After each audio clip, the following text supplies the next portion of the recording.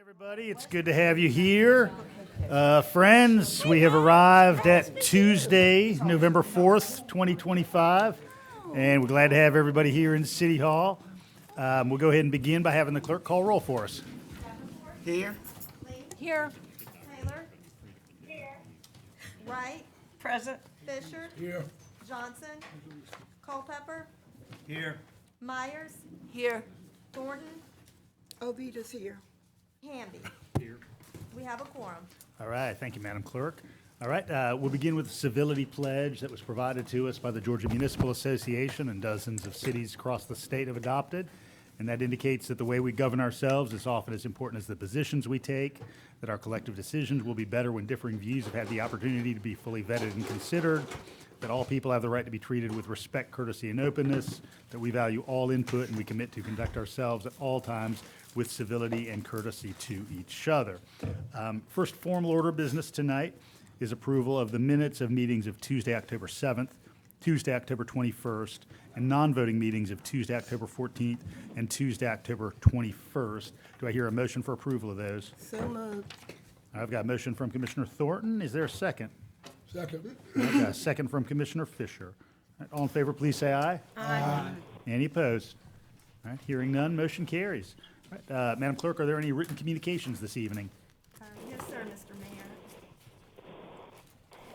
On behalf of the Transportation and Public Works Department, we'd like to enter into the record notice of acceptance of Brittany Way, which includes the right-of-way deed, right-of-way plat, attorney's title opinion, lender's release, and owner's affidavit. We also have, for the Athens Housing Authority, North Downtown Athens Development, the minor subdivision plat for the Athens Housing Authority. All required improvements and appurtenances have been deemed acceptable by Athens-Clarke County Transportation and Public Works Department. All right, thank you, Madam Clerk. I appreciate that. All right, friends, there are going to be several opportunities for public input tonight. There's going to be an opportunity for public input on the consent agenda. Then there will be an opportunity for public input on old and new business. There will be separate opportunities for public input on each of the planning and zoning items tonight. And at the conclusion of our meeting, since we're at the first Tuesday of the month in our voting meeting, we'll have an opportunity for general public input on any item that was not on tonight's agenda. The format for public input will be the same for all of these opportunities. Every individual will get to speak for 3 minutes. You see the light in front of the clerk. It will turn green when you begin speaking and you provide your name, place of residence. That light will turn yellow when you have 30 seconds remaining, and then it will turn red when your 3 minutes is concluded. And I'll thank you for your time with us tonight. So at this point, is there anyone who would like to speak to any item on the consent agenda? Those are items 1 through 12. Is there any member of the public who would like to speak to any of those items 1 through 12?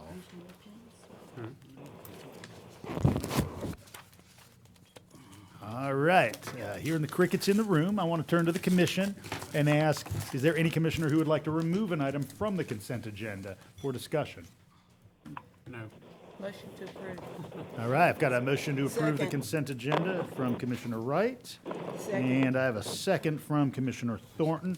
I'm going to ask the attorney to read the ordinances associated with the consent agenda for us. There are ordinances associated with agenda items 1, 2, 3, and 4.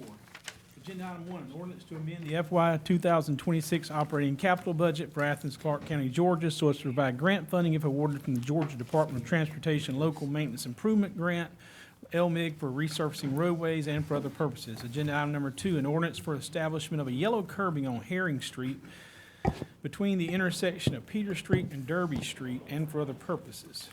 Agenda item 3, an ordinance for the establishment of yellow curbing on Reese Street between the intersections of North Pope Street and North Church Street and for other purposes. Agenda item number 4, an ordinance to amend the FY 2026 operating capital budget for Athens-Clarke County, Georgia, so as to provide funding for solid waste charm processing and for other purposes. All right, I appreciate that. All right, with the motion from Commissioner Wright, second from Commissioner Thornton, and the reading of these ordinances by Attorney Drake. All right, all in favor of the consent agenda approval, please say aye. Aye. Are there any opposed? All right, hearing none, motion carries. All right, we're going to move forward to our 3 planning and zoning items. First one of those is item 13 regarding 480 South Milledge Avenue. Is there anybody here tonight who would like to speak to 480 South Milledge Avenue? Good evening, sir.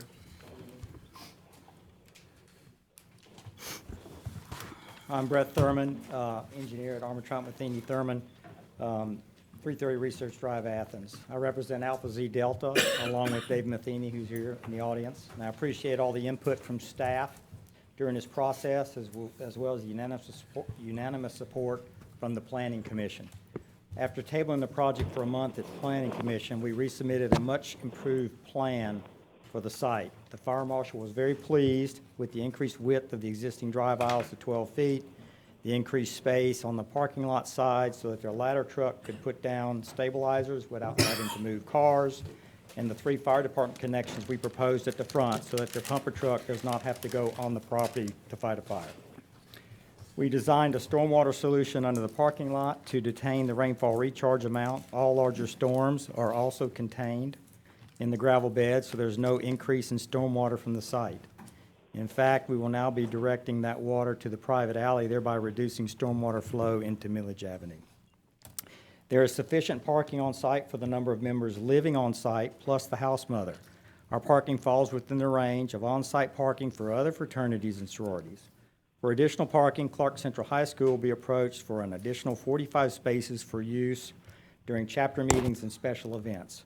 We believe this is sufficient parking for the sororities' needs, as they have a transportation policy limiting automobile access to the site. There are 7 variances that we have requested. Mainly, a lot of them are related to the site size and the existing conditions. The site, of course, was already non-conforming, and the planning commissioners agreed that all the variances were acceptable. The front apartment building will be demolished for a larger chapter house. The apartment building just cannot be renovated to provide the space required. The new chapter house design has been before the Historic Preservation Committee, and we received a certificate of appropriateness. Street trees are provided in front of the new chapter house. They're placed a little further back than normal because we have to be 30 feet behind the power lines. Also, finally, my client agrees with the 2 conditions in the staff report. We will provide the sidewalk access to the Milledge Avenue sidewalk, and we will obtain a parking agreement with Clark Central and have it recorded before the project can receive a certificate of occupancy. Thank you. Thank you, Mr. Thurmond. Is there anyone else here to speak to 480 South Milledge Avenue tonight? Good evening, I'm David Matheny, also with Armentrout Matheny Thurmond at 330 Research Drive. Basically, what I wanted to say, and as Brett has already reiterated, said that well,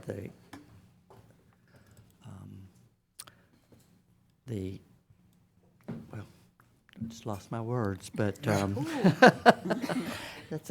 I've never had a loss for words. Vita will say that. But actually, the Historic Preservation Commission did approve our plan with some minor conditions, and so just wanted to bring that up again. Also, I wanted to say that because of the site changes, there's not going to be any new impact on either side of this new house, either right or left. So I think that's a good thing, and I'm very happy that we are at this point and can introduce a new facility for the Alpha Z Delta sorority, who has been looking for a presence in Athens. Currently, they are just part of the Panhellenic building, and so they're anxious to have their visible presence on Milledge Avenue. Thank you. Thank you, Mr. Matheny. Is there anyone else here to speak to us 480 South Milledge tonight? All right, seeing none, I'll go ahead and turn to Commissioner Wright for a motion. Motion to approve. I'll second. All right, I've got a motion With from conditions. Commissioner Wright for approval with conditions, second from Commissioner Link. Commissioner Wright, any remarks? No, just happy to have them have their presence and out of the Tate Center for the meetings. I'm ready to vote. All right, any others from the body? All right, have Attorney Drake read the ordinance. Ordinance to amend the Code of Athens-Clarke County, Georgia with respect to special use approval in the COM Commercial Office Milledge Avenue Corridor Special District Overlay for one parcel of land located at 480 South Milledge Avenue and for other purposes. All right. The motion and a second are on the floor. All in favor, please say aye. Aye. Are there any opposed? All right, hearing none, motion carries. All right, item 14 is a request to amend section 9-15-16 of the code regarding home occupations and accessory structures and cottage food industry allowances, effectively to come into concert with state code. Is there any member of the public who would like to speak to item 14? All right, seeing none, would a commissioner like to place a motion on the floor? I'll move to approve. Is there a second? Second. All right, got a motion from Commissioner Link, second from Commissioner Myers. Commissioner Link, any remarks? No? Commissioner Myers? No. All right, Attorney Drake, I'll have you read this ordinance. Ordinance to amend the Code of Athens-Clarke County, Georgia with respect to home occupations and for other purposes. All right, there's a motion and a second on the floor. All in favor, please say aye. Aye. Are there any opposed? All right, hearing none, motion carries. All right, item 15 regards an amendment to Chapter 9 of the Code of Ordinances regarding the definition and permitted locations of veterinary clinics and kennels. Is there any member of the public who'd like to speak to item number 15 tonight? Usually the animals draw a crowd, but not tonight. All right, would a commissioner like to place a motion on the floor? Commissioner Davenport, I know you have a commission-defined option. Yeah, CDO, approved Davenport CDO. All right, I've got a motion from Commissioner Davenport for the commission-defined option. Is there a second? I'll second because I have a question. All right, a second from Commissioner Wright. Commissioner Davenport remarks, you may want to just outline the modification. Just slight modification in that keeping the status quo where if you want a vet clinic are not allowed in the AR residential neighborhood zones, and that if in the AR zones to get a permit for a kennel, you have to keep it. You have to go through special use. So that's it. The rest stays the same. Commissioner Wright, any follow-up? I had a question. It wasn't clear to me that this went through the planning commission. It didn't have the pink sheet that the one ahead of it did. And I was curious if this sort of modification might need to loop back through. I'm seeing from Planning Director Bruce Lonnie that this is sufficient to go through. Okay, all right. Any other remarks from the body? Commissioner Myers? I know I saw the CDO in our email, but I'm looking at the publicly available amendment. He sent it last week. No, I before know, the I agenda. saw it there. I'm just saying it's not, is it on the public one as well? It's on the agenda, page, It's towards the bottom. it's page 212. It starts. Yeah, I'm just talking about the one that's publicly lit. I just clicked on it. So you I just want to did make see sure it. that it's publicly That it's available? publicly available. Yeah, that's all. I just want to make sure that it's there. All right, and our understanding is that that's publicly available on the web portal version, which frankly I've not looked at. I just downloaded the version from our internal portal. No, I'm looking at the web. So it's the first page of the web portal version. Is that right? Okay, perfect. All right, any other questions? All right, I'll have Attorney Drake read the ordinance for us. Ordinance to amend the Code of Athens-Clarke County, Georgia with respect to veterinary clinics uses in the zoning ordinance of Athens-Clarke County, Georgia, and for other purposes. All right, we've got a motion and a second on the floor for the commission-defined option. All in favor, please say aye. Aye. Are there any opposed? All right, hearing none, motion carries. All right, we're going to move on to old and new business, and tonight that is numbers 16 through 20.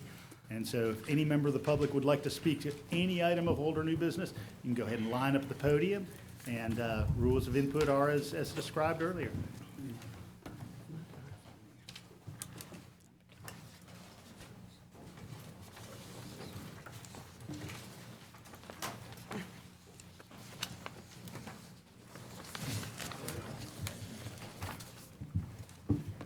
It's a generous community. Everybody wants to let everybody else go Very first. polite.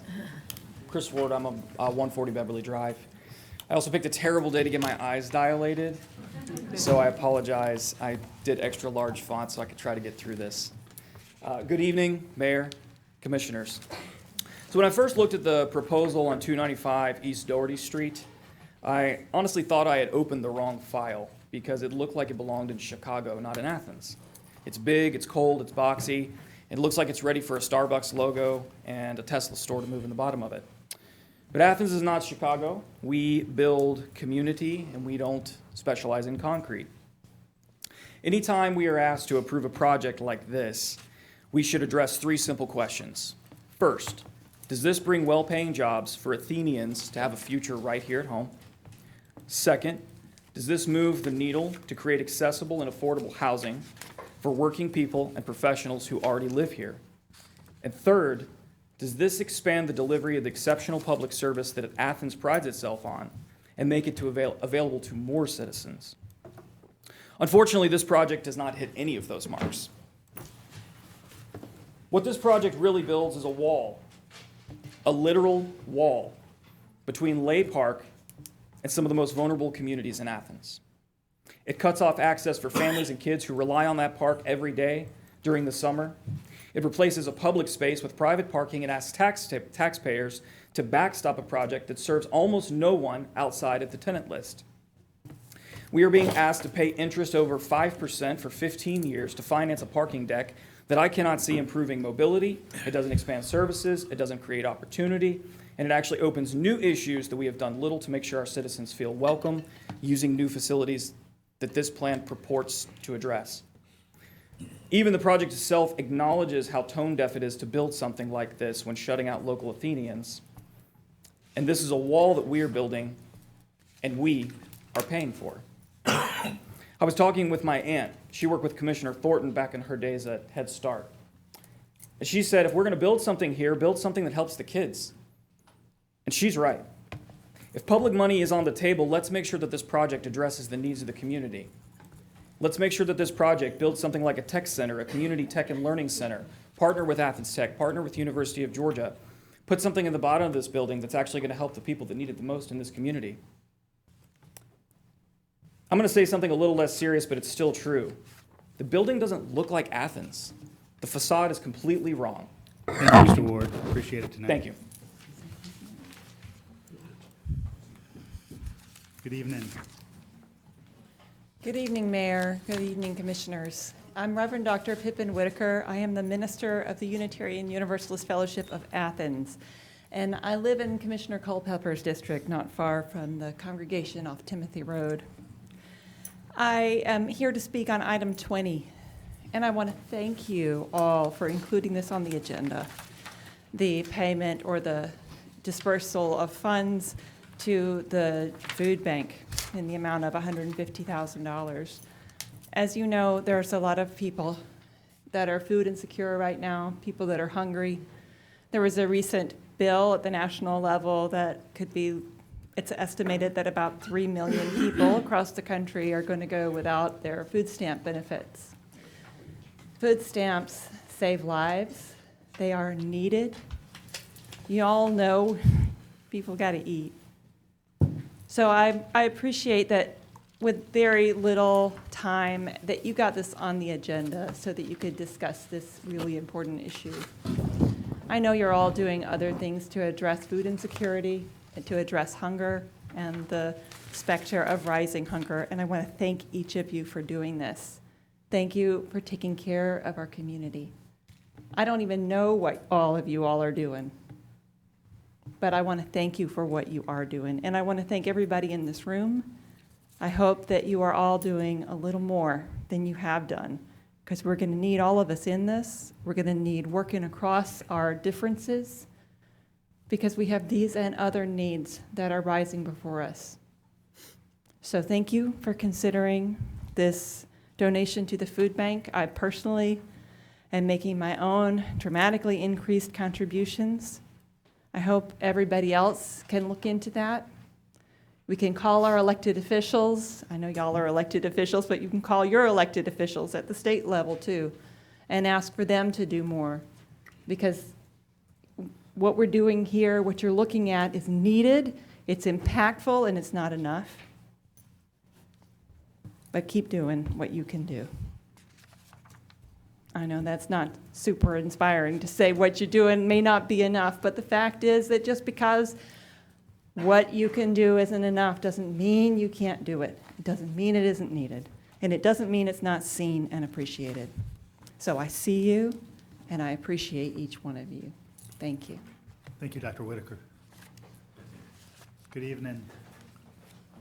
Good evening, Mayor and Commission. I am Mocha Jasmine Johnson, P.O. Box 6713, Athens, Georgia. We're here tonight in support of funding the food bank.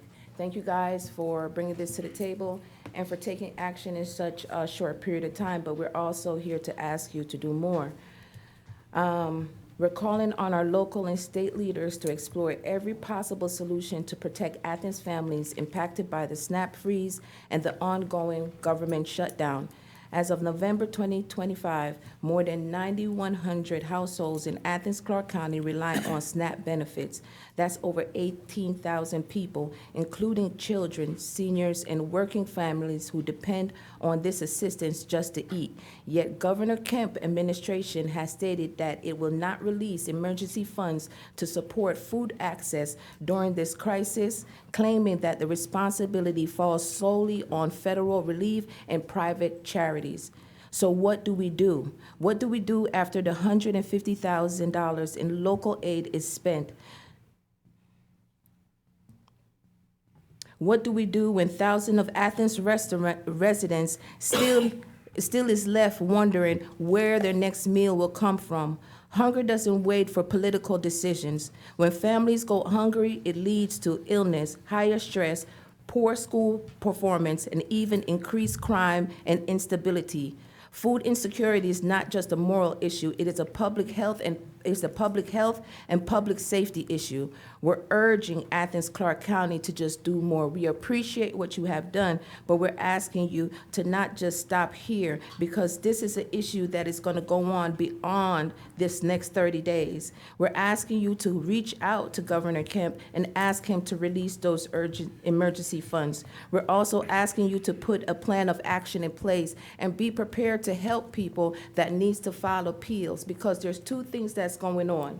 One is that the freeze has happened on November 1st, but there's also changes in work requirements and eligibility. So even when the freeze has been released, there's still going to be people that is hungry and is going without food. So we have to prepare for this beyond 30 days. So again, we support the food bank. I encourage people to donate, volunteer, and do what they can. This is going to be a problem for the community, so the community has to rise up, and we're asking our local government to do more, to do everything you can to get more money to feed families and to support this community. Thank you, Mocha. Good evening. Good evening. I'm Jemiah Weidman here with the Athens Anti-Discrimination Movement, which is located on 3700 Atlanta Highway, Suite 67. Also here to talk about the ending of SNAP benefits. So the end of SNAP benefits just before the holiday season has put a strain on millions of families. In 2022, in Clarke County alone, there were 15,853 SNAP recipients.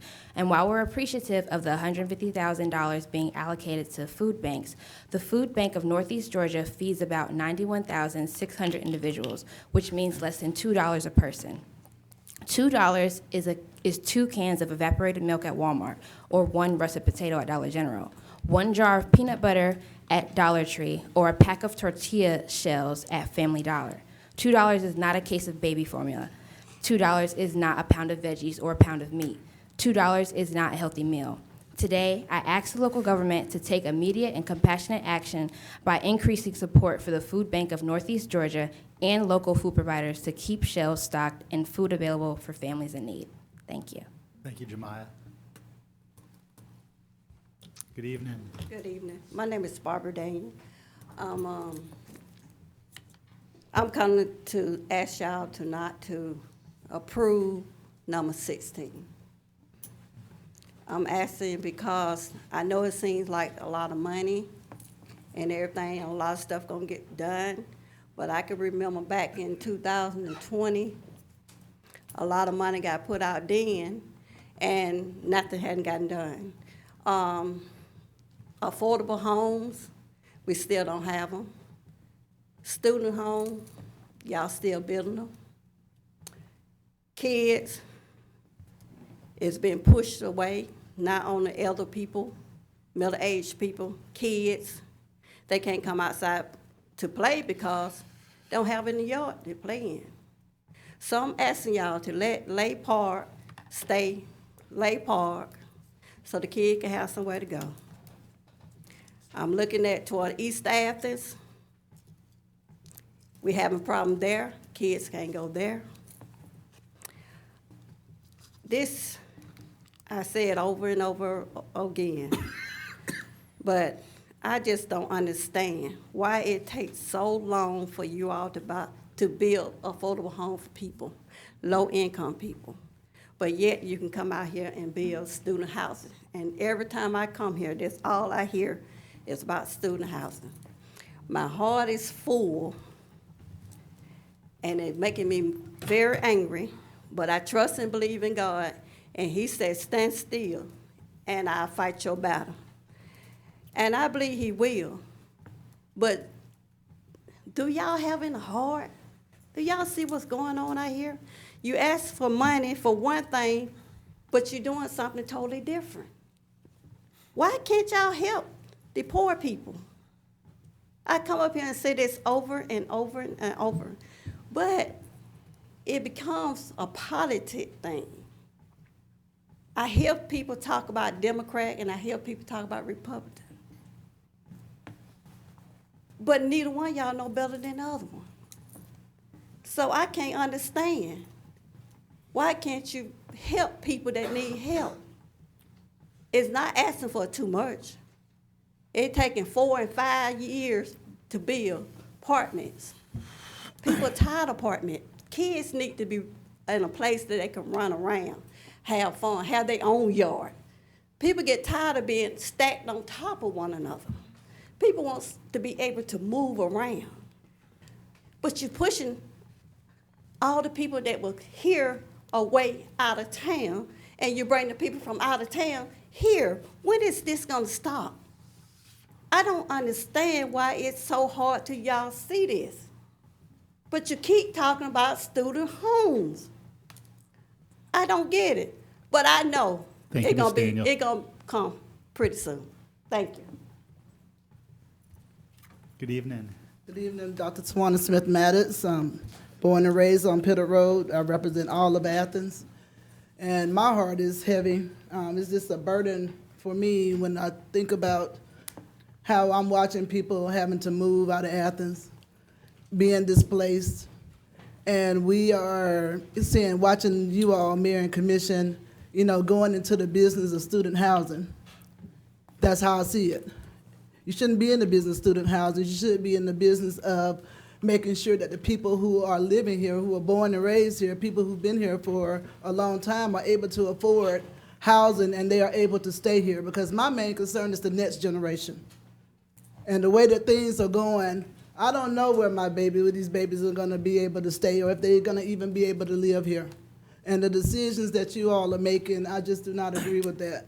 And I understand, it's a beautiful plan. I understand, about the $7.8 million, but to me, that's a slap in the face when you say, you know what, I'd rather give you $7.8 million than you're a black and poor ass to stay in my establishment. That's how I see it. So just to have to give, all of this money, and we don't even have a plan, like, okay, we get the $7.8 million. I think we already have $5 million. I would have led with, what is the plan? When are we going to start seeing some partnerships with partners who are building affordable homes? I would have started with that.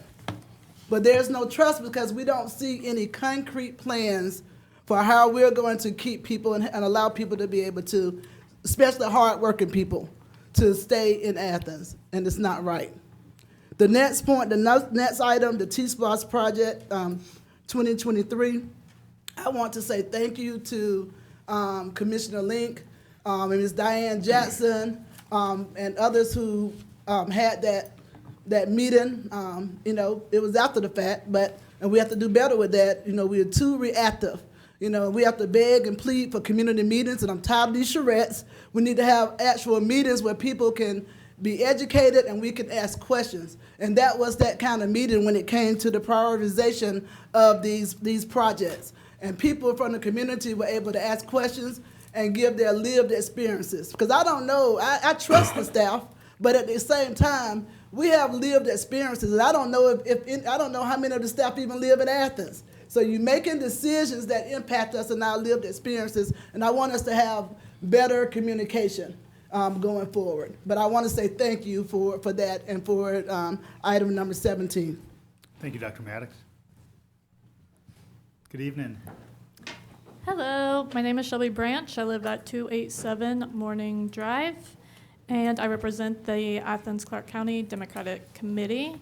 And we echo the remarks made earlier about food insecurity in Athens and giving funds to the food bank, and for the local government to do as much as possible to fill in the gap as the state and federal government fail us. Thank you. Thank you, Dr. Branch. Is there anyone else here to speak to any item of old or new business tonight? Yes, Evening. hello, my name is Eric Gisler. I'm actually not a Clarke County citizen, but I am running to represent Clarke County citizens in the upcoming election in the State House. I just wanted to come and make a statement and express my gratitude for the mayor and commission for item number 20, the money for the food bank. The truth is that this really shouldn't be on your agenda. This is on your agenda because of a failure of government at the federal and state level. It's not really up to you guys to have to bail out the food bank in a time like this. So I just want to express my gratitude that you did rush to get it on the agenda and you are considering it. I hope that you do pass it. The truth is, people have to eat. We all got to eat. And it really is due to dysfunction at the higher levels of government. The only other thing that I'd like to say is whether or not I'm in the State House next year, I really hope that the state government will reimburse you and other communities around the state for having to do this. So thank you again, and that's everything. Thank you, Mr. Gisler. Anyone else here to speak to old or new business tonight?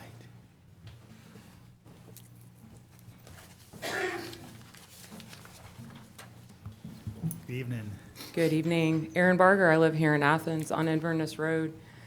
It's an honor to spend just a few minutes with you this evening. Just would ask everyone in this room to take a deep breath and think about what hundreds of people are doing right now, which is hopefully sitting around a family table and enjoying meal, talking about their day, thinking about the future, maybe talking about the upcoming holidays. As the president and CEO of the food bank, I can testify not only from the data, but when I look in the eyes of our neighbors who have moved from food insecurity to food emergency, that we are in a dire state. This mayor and commission has been so generous with us. Earlier this year, you supported the Food Bank of Northeast Georgia. I can definitely testify to you that that has made a critical difference in Athens-Clarke County. So you have moved our neighbors in this area to greater food security, and then SNAP cuts entered the picture. So to put this in perspective, if you compare year to date what the food bank has mobilized this period in 2025 compared to the same period of time in 2023, we have mobilized 45% more food. That was before SNAP benefits were cut this month. Also, our neighbor survey reveals to us that we have moved from food insecurity to actual hunger. More than 1/3 of respondents to our survey earlier this year reported that they are going an entire day without food. 40% of them experience this hardship chronically, monthly or more. So I really have two things to say to you.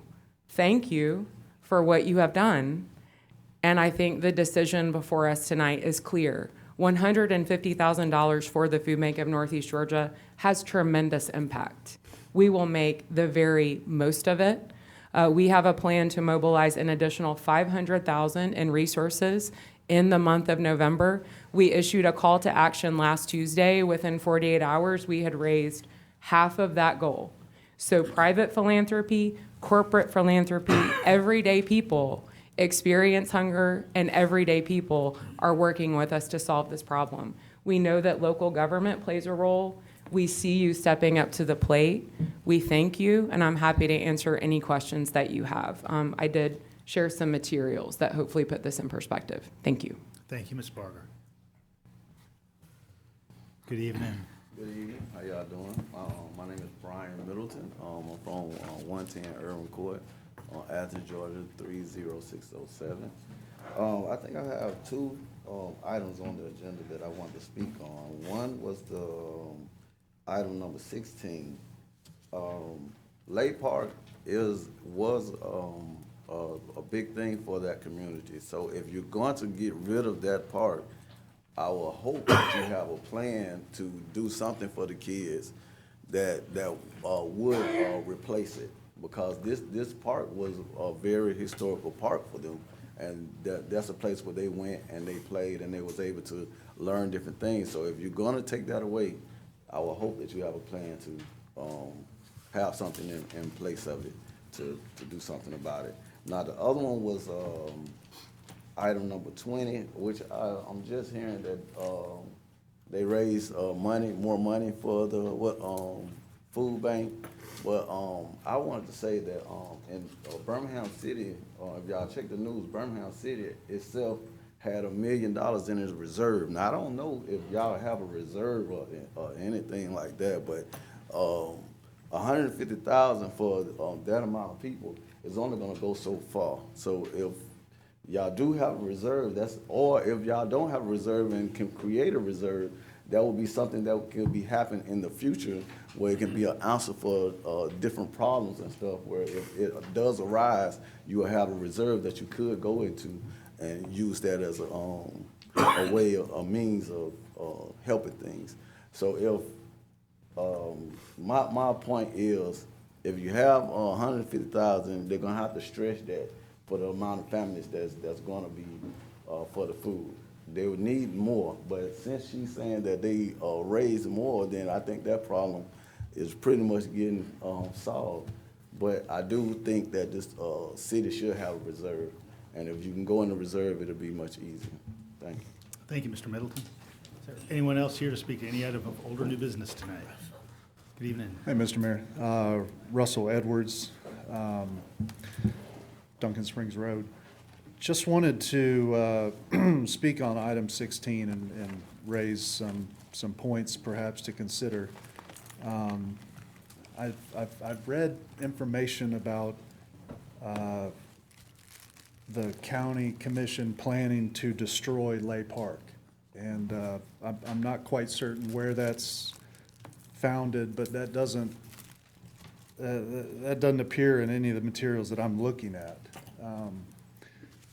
One point also I'd like to make is, we're about 8,000 dwelling units behind where we need to be to currently fulfill the demand on our housing market, 8,000 dwelling units.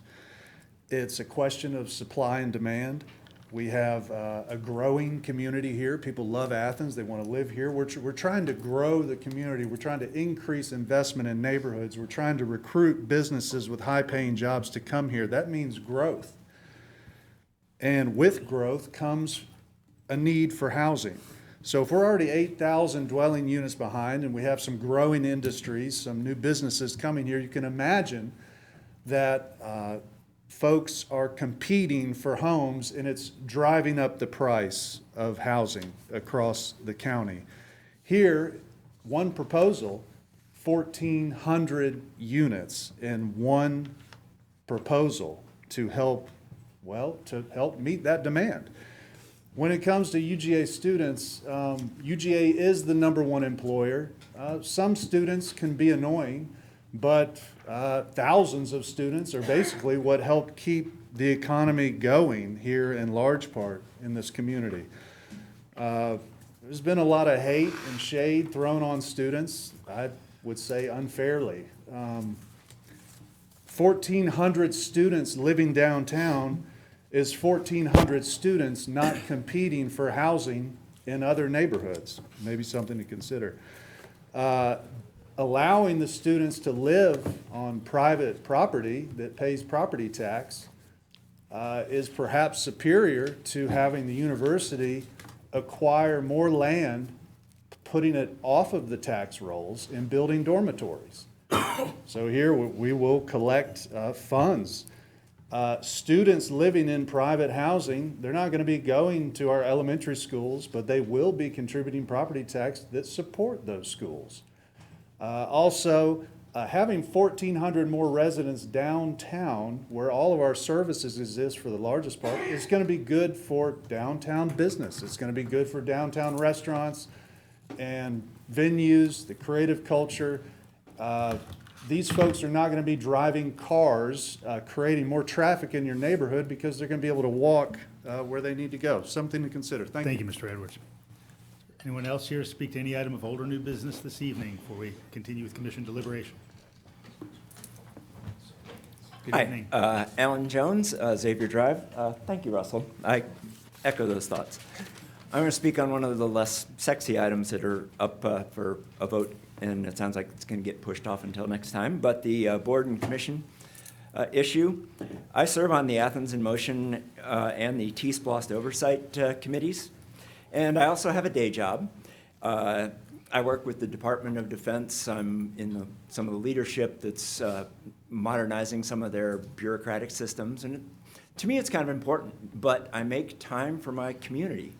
And I drive down to these, the TSPLOST meeting in the late afternoon, take off work early, show up, and over half the time we don't have a quorum, so it's a worthless drive, so I go home. There's another meeting right after the TSPLOST in the same building for the SPLOST group, and they have a hard time getting quorum. So I thank you for this proposal where you would be combining those groups and making it so that the citizens of the community can participate in the process without it being an undue burden. So thank you for that. I may be retiring early, so I may be able to be more involved and not have to worry about that, but that's yet to come. I also appreciate that codifies the Athens in Motion and the land bank and local ordinances, making them permanent, so that is great. Patrick and the rest of the GOC people, you've done a great job with that.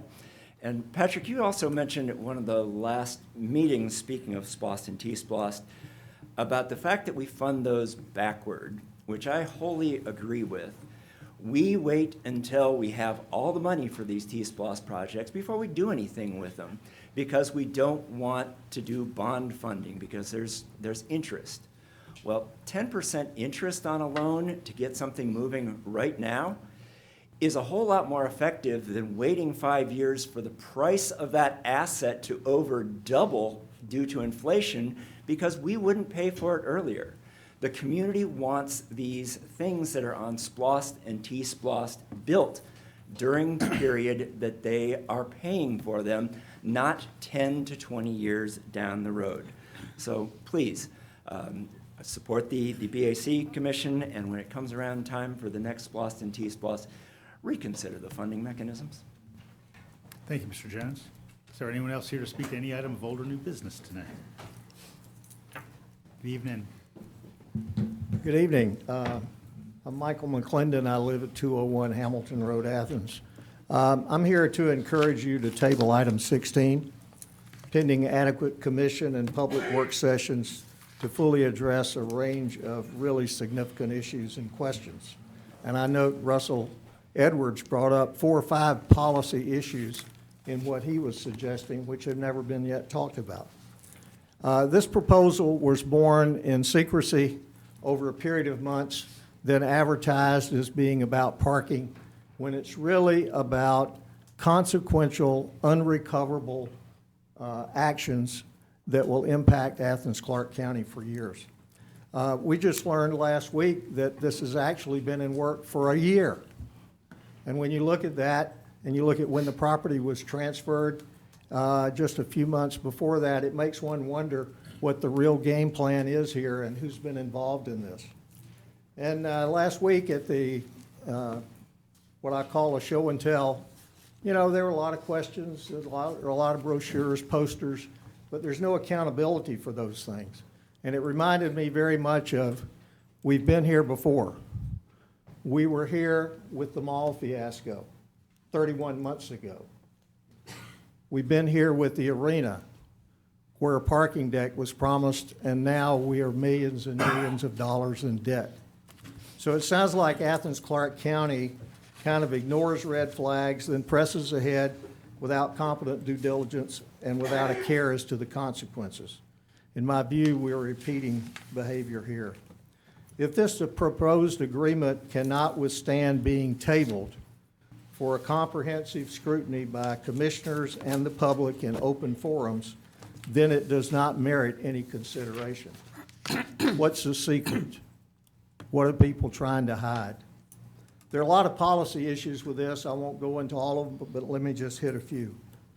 This is a sole source agreement to give public land to a developer without any competition. ACC has no business enabling one developer over another to gain a competitive advantage in the real estate market. This also sets a bad precedent. ACC is telling two contradictory stories. On the one hand, you want to enable them tearing down a hotel, but on the other hand, the Classic Center Authority spends money to go do hotel studies that continue to show that there's a shortage of hotel space in Athens. So the question I would ask to you is, what's Athens-Clarke County government's policy on hotel capacity and the needs? Seems like here you're taking action that's against what Classic Center is trying to do.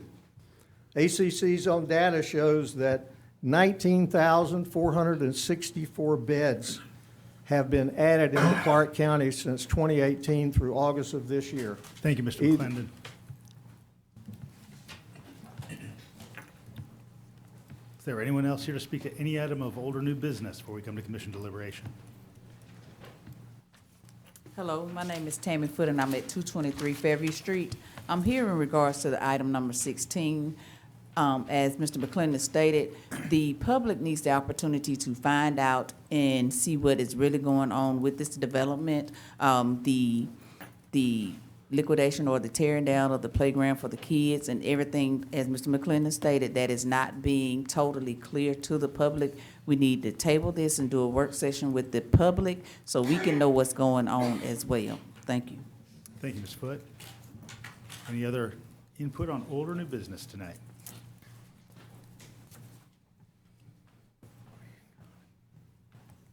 Good evening. Good evening, Commissioners. I'm Andy Savoy with Core Spaces. We are the developer that is doing the development at 295 East Dougherty, item 16 on tonight's agenda. This is my fourth time in front of you guys, and typically I go through a spiel of different public benefits, millions of dollars of public benefits, off-site sewer work, all that. Tonight I'd like to talk about something a little different. It occurs to me that many of you may not understand what makes this vote such an urgent one for us. And that's on us because we haven't really messaged it. And so I believe we've been pretty forthcoming about the majority of the residents in this project are expected to be students at UGA. Because of that fact, we need to deliver in the summer, and the current target is the summer of 2028. In order to deliver in the summer of 28, we need to start construction in March of next year. And in order to start construction in March of next year, we need to start our plan review pretty much now, because that takes about 4.5 months. And so for that reason, we're pushing up on a point where if it goes much further than this, we'll have to delay an entire year. So that's a year delay on all of that public benefit, on the off-site sewer work, on the $7.8 million, which would be a shame. And that's not it, because a lot can happen in a year. Tariffs can happen in a year. Wars that cause shortage of material can happen in a year. There are, agreements with the hotel operator that we would need to sort through. So worst case scenario, the whole deal could die and we could be forced to pursue more of a buy right option. And so I wanted to just make that clear to everybody about why this is all of the sudden so urgent. We plan to be here in September. It's November. Everything takes longer than you think, right? That's not your fault, but here we are. And so I just wanted to put that out there and just kind of reinforce to you guys that this is kind of an urgent matter for us. I'd like to humbly ask you to approve this agreement, or short of approving it, if you can't find it in yourselves to do that, can you do whatever you can to keep us on track?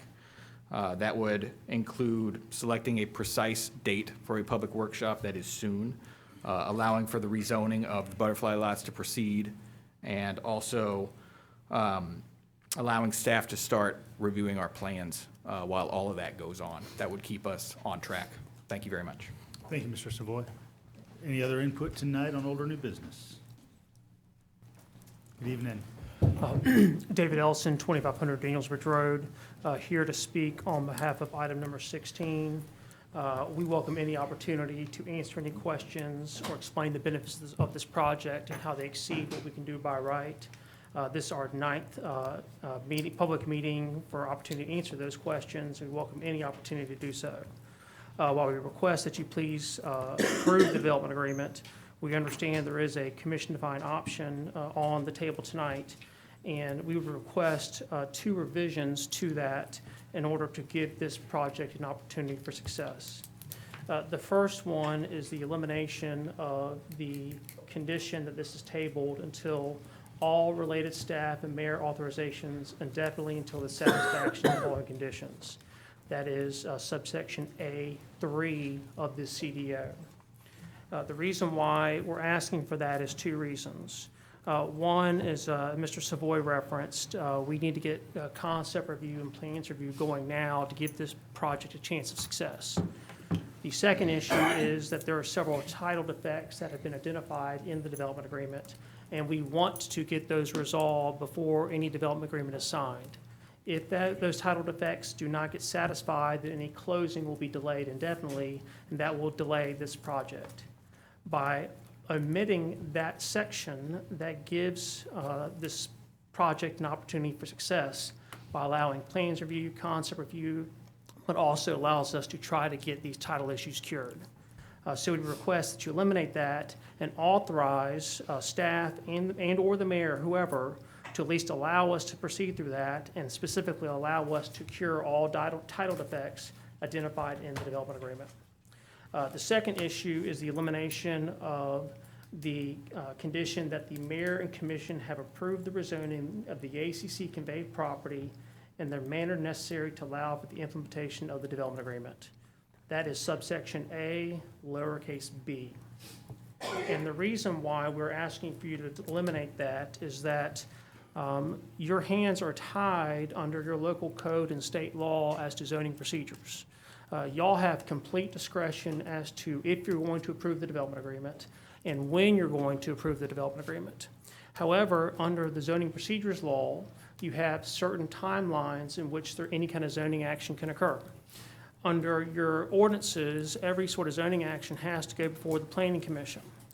And so if you condition a table on requiring the rezone of the ACC conveyed property, it has to go through the planning commission first, and you could have the planning commission tie up this project indefinitely and kill it and take it out of your hands. And so we ask that you please eliminate that subsection B, because no matter what, if this project's going to be approved, this property has to be rezoned. But if you approve that, it takes it out of your hands, and we ask that you please revise it. Thank you, Mr. Ellison. Anyone else here to speak to any item of old or new business before we continue with commission deliberation? All right, seeing none, we'll go ahead and move on to old business number 16. Somebody like to lay a motion on the floor? I'll make a motion that we'll approve the CDO development agreement for the redevelopment of public and private properties around 295 East Dougherty Street, along with myself, Commissioner Johnson, Myers, Taylor, and Thornton. So, motion for the CDO as written. Is there a second? Second. All right, got a second from Commissioner Johnson. Commissioner Fisher, any remarks? Yes, we've been going back and forth with this development project. And let me say a couple of things so the public will know. Tom Lay is not gonna be torn down. That's not nowhere. Mr. Edwards made that comment, that it's not gonna be torn down at all. Where I'm going with this, and the developer made a point, you know, it took them a year to come up with this particular agreement. We finally got it several months ago, and I think, and I said this in our general city, that for us as elected officials, we owe it to our public, first of all, for them to understand what we're doing, what impact this is gonna make on the Tom Lay Center, and the benefits that we're gonna get from this particular development. Keep in mind now, the developer, by right, can build student housing. So my question is, if you can build student housing, why do you need, you know, why would you need delay? If you want to build student housing, build it. My thing is, when we talk about requiring public property to get into the student housing business, I don't think that's a role that we should play as a government. However, I'm willing, and I said this in the CDO, for the developer and our staff to come before the public with a work session and get all these things, lay them out on the table. And it bothers me that people got a problem that we want the public to know exactly what we're getting and what we're not getting. And that's all I'm asking for as an elected official, for the people who voted to put me here, say, hey, this is what's going on in this community. This is what developers gonna provide. This is what is gonna happen, and what impact it's gonna have on Tom Lay. There's gonna be some impact. When I read that agreement, you know, there were some negative things that we talked about what was gonna impact. But one thing that was left off there was programming. We talked about parking, talked about drop-off, but we didn't talk about programming. So how is that Tom Lay Center gonna affect programming for those young people and the elderly who go there? What's gonna be the impact on that? Is it gonna decrease demand there for the people in that community, or even for the community for that matter? So again, for me, and I'm one commissioner, but for me, I think we put all the cards on the table.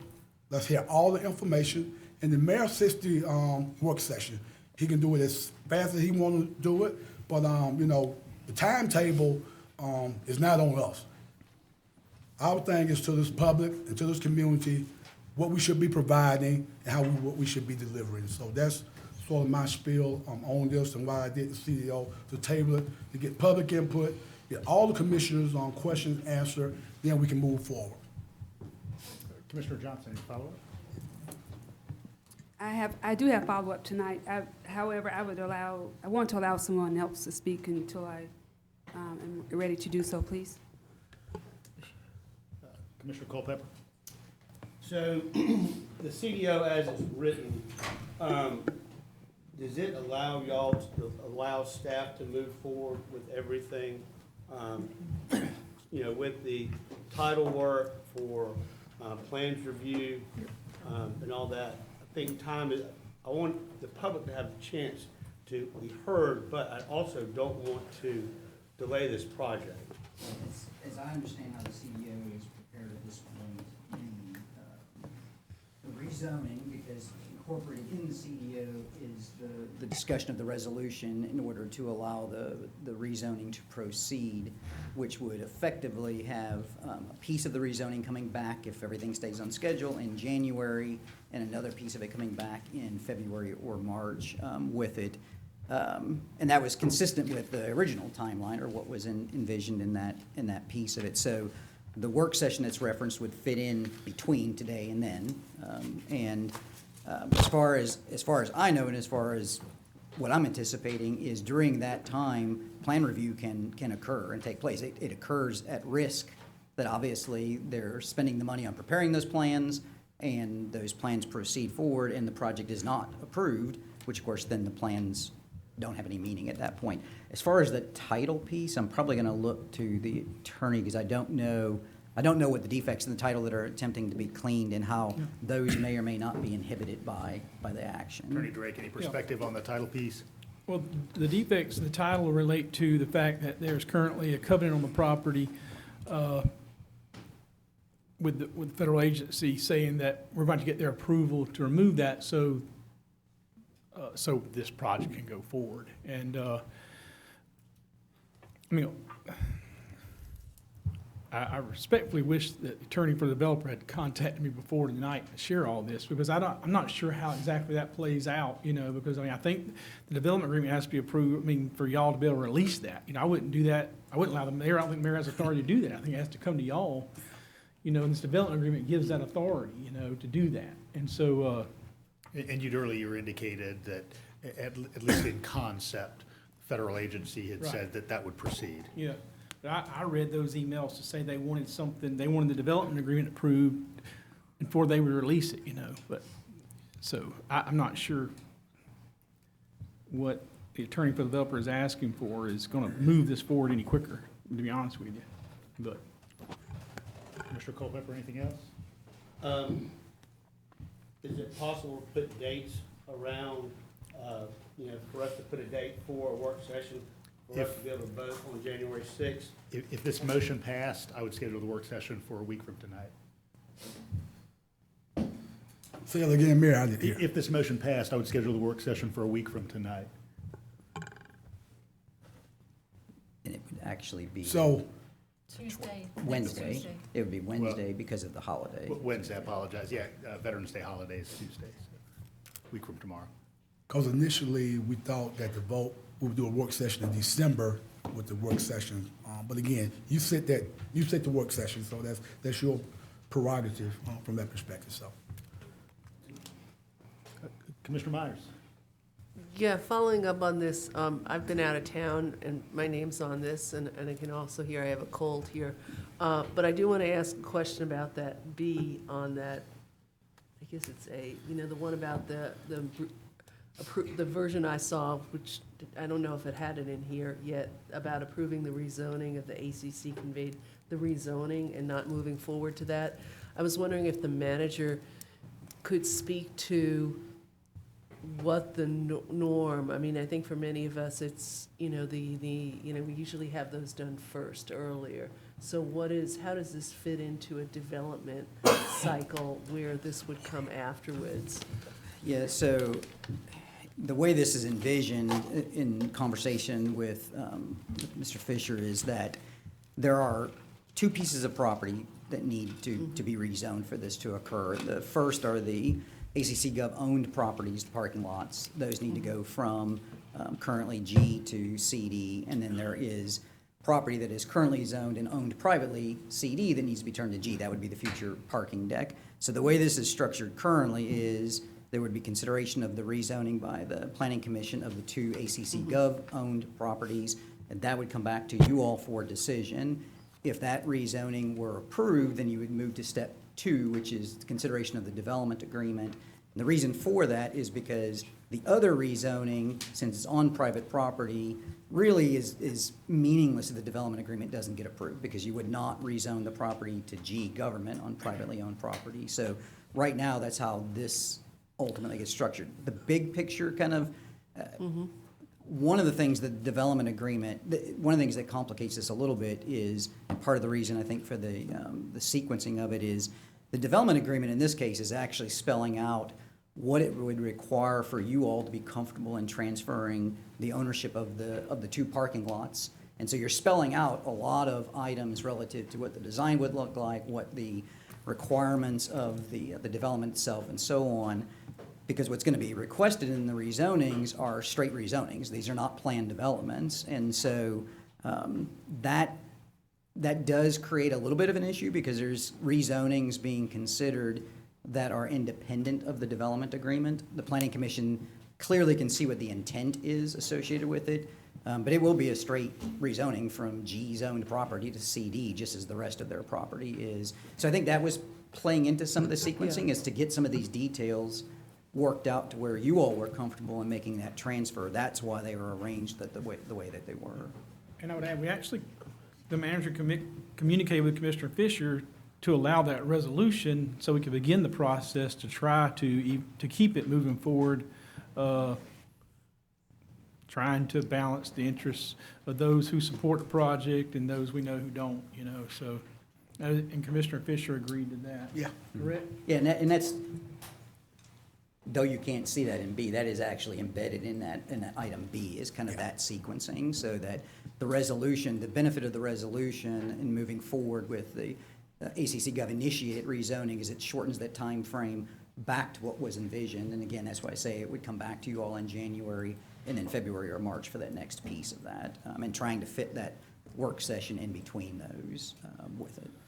So to clarify that for me, so if we went ahead with this as B is laid out here, would we be voting on the rezoning and the development agreement at the same time? You would- And on but it would have to, it couldn't be by January, could it? I mean, doesn't it have to go there?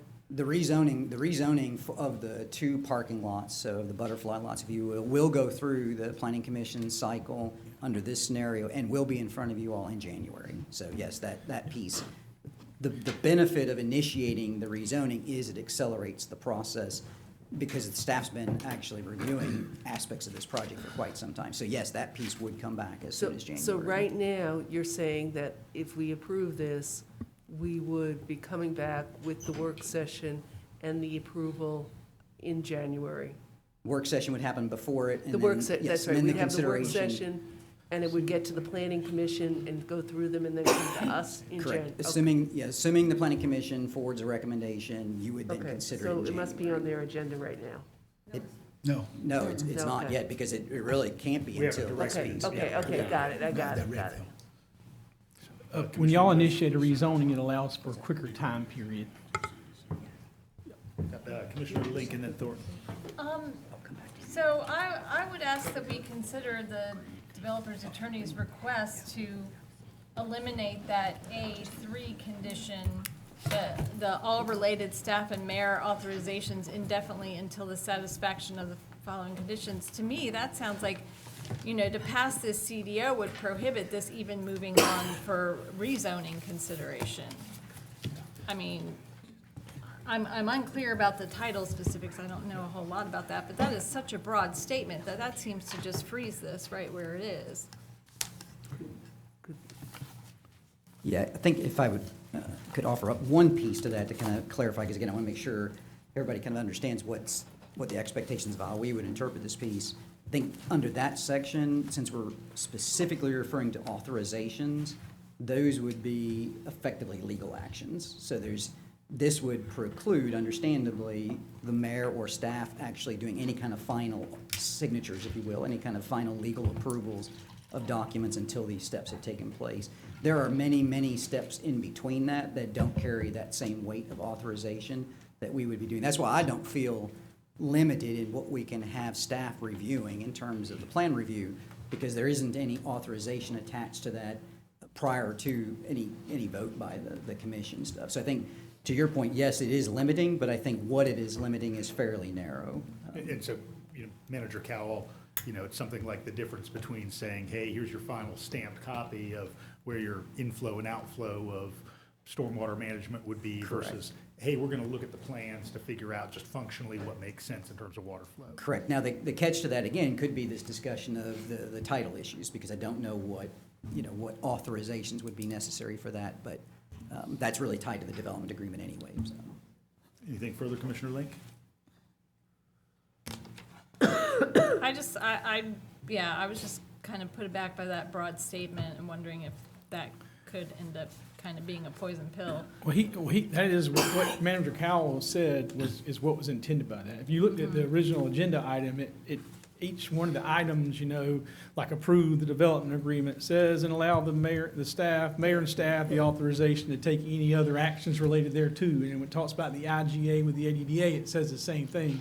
So rather than repeat that long thing, I was trying to just encapsulate what the mayor just said by making it applicable to all, And so the AB statement that refers to the conveyed property, you don't see that as upholding this moving through the rezoning process at all? AB is The mayor and commission A-B. approved rezoning. I mean, we looked at that as speeding the process up.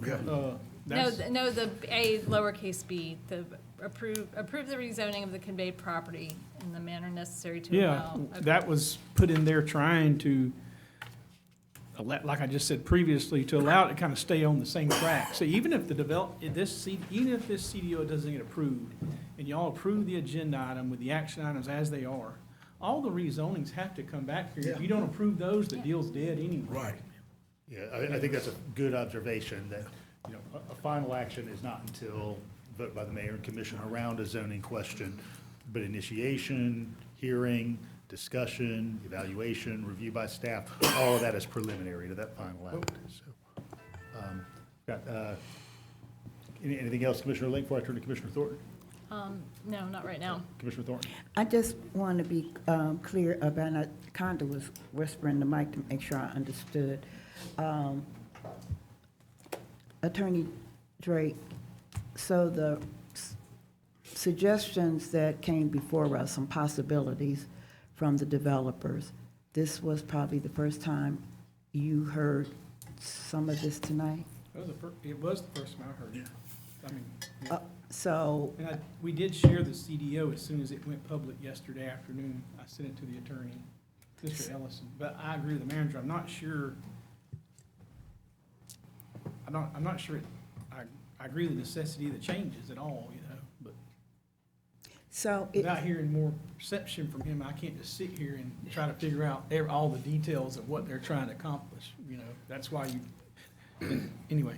So I guess my next question is, and I think the mayor alluded, well, he didn't allude, he made a statement about when the work session should be. So it can't be no later, it cannot be in December and still meet these benchmarks? Yeah, I think you currently have two work sessions we anticipate having. Next Wednesday is the soonest, and then December 9th. 9th, I think. Oh, is so the there's next two. one. Correct. Now, right now, we anticipate, just so you kind of know in terms of workload for you all on those. So at your work session next week, we anticipate 2 items. One of those being the presentation and discussion of the capital delivery system follow-up. And the other is the discussion relative to the collective bargaining agreement with fire and compensation. So that's November right now. December, we have only one item currently scheduled, and that's the joint, hopefully it will be the joint meeting with Winterville and Bogart for the TSPLOST 26 discussion. But both of those are currently regularly scheduled work sessions before an item would come back to you all tied to the rezoning. So again, if we meet next week, Wednesday. Wednesday is Tuesday. Yeah, so Wednesday. again, if we had that meeting in December, that is too late for trying to.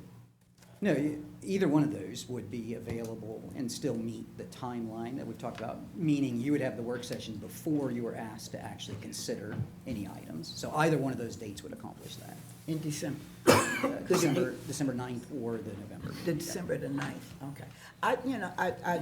I think that next week, it's just fast. If we're going to have a work session, give us the time. So if December the 9th would offer us the same opportunity, especially with Attorney Drake hearing some new information, I would support the work session for December the 9th. I know that's, right. But that's where I stand. Commissioner Johnson, were you prepared?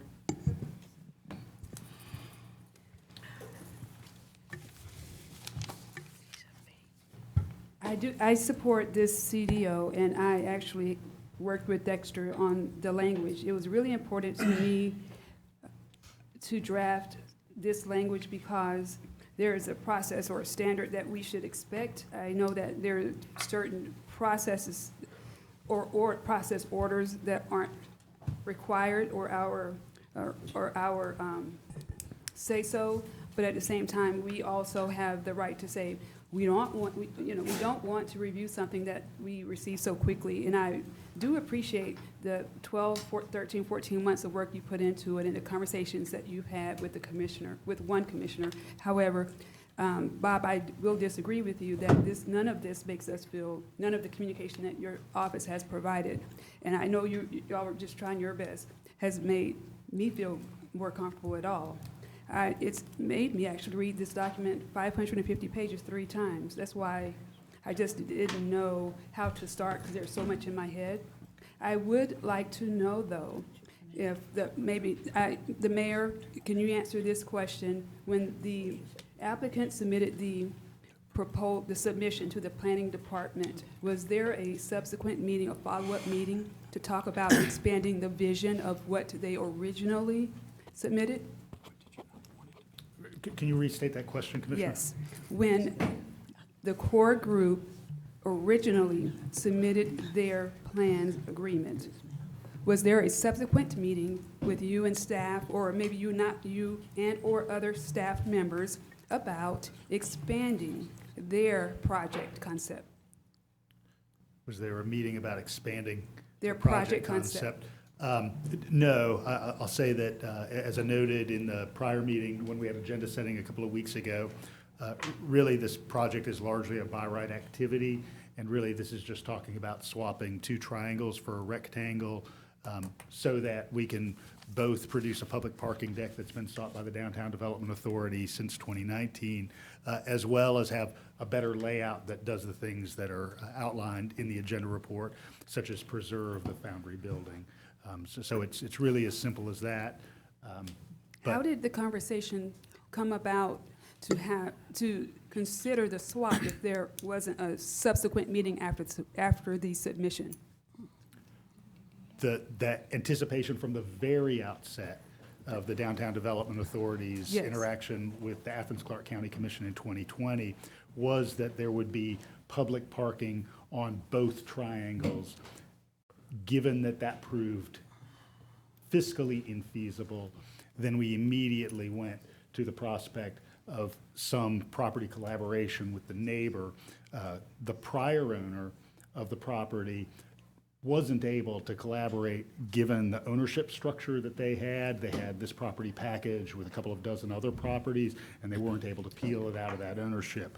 But when the property sold, immediately they approached the Downtown Development Authority and said, hey, we understand that you've been seeking this public parking deck. We would be happy to engage in this property exchange. So you're saying that Core Development Group knew about this adjacent owner, and then on the record, you're saying that they approached ADDA and said, if they can't, we can. Is that what you're saying? Yes, those Downtown Development Authority meetings were public, and we already had the development agreement between the Downtown Development Authority and the Athens-Clarke County Unified Government. I want to share a conversation I had this morning with a developer who stated that he presented plans for a project, his group, and when they presented plans, they were invited into the office, into an Athens-Clarke County office. I want us to think about the overarching picture here. There's nothing for free. $7.9 million is generous. This development agreement, it benefits both sides, but at the end of the day, there's nothing for free.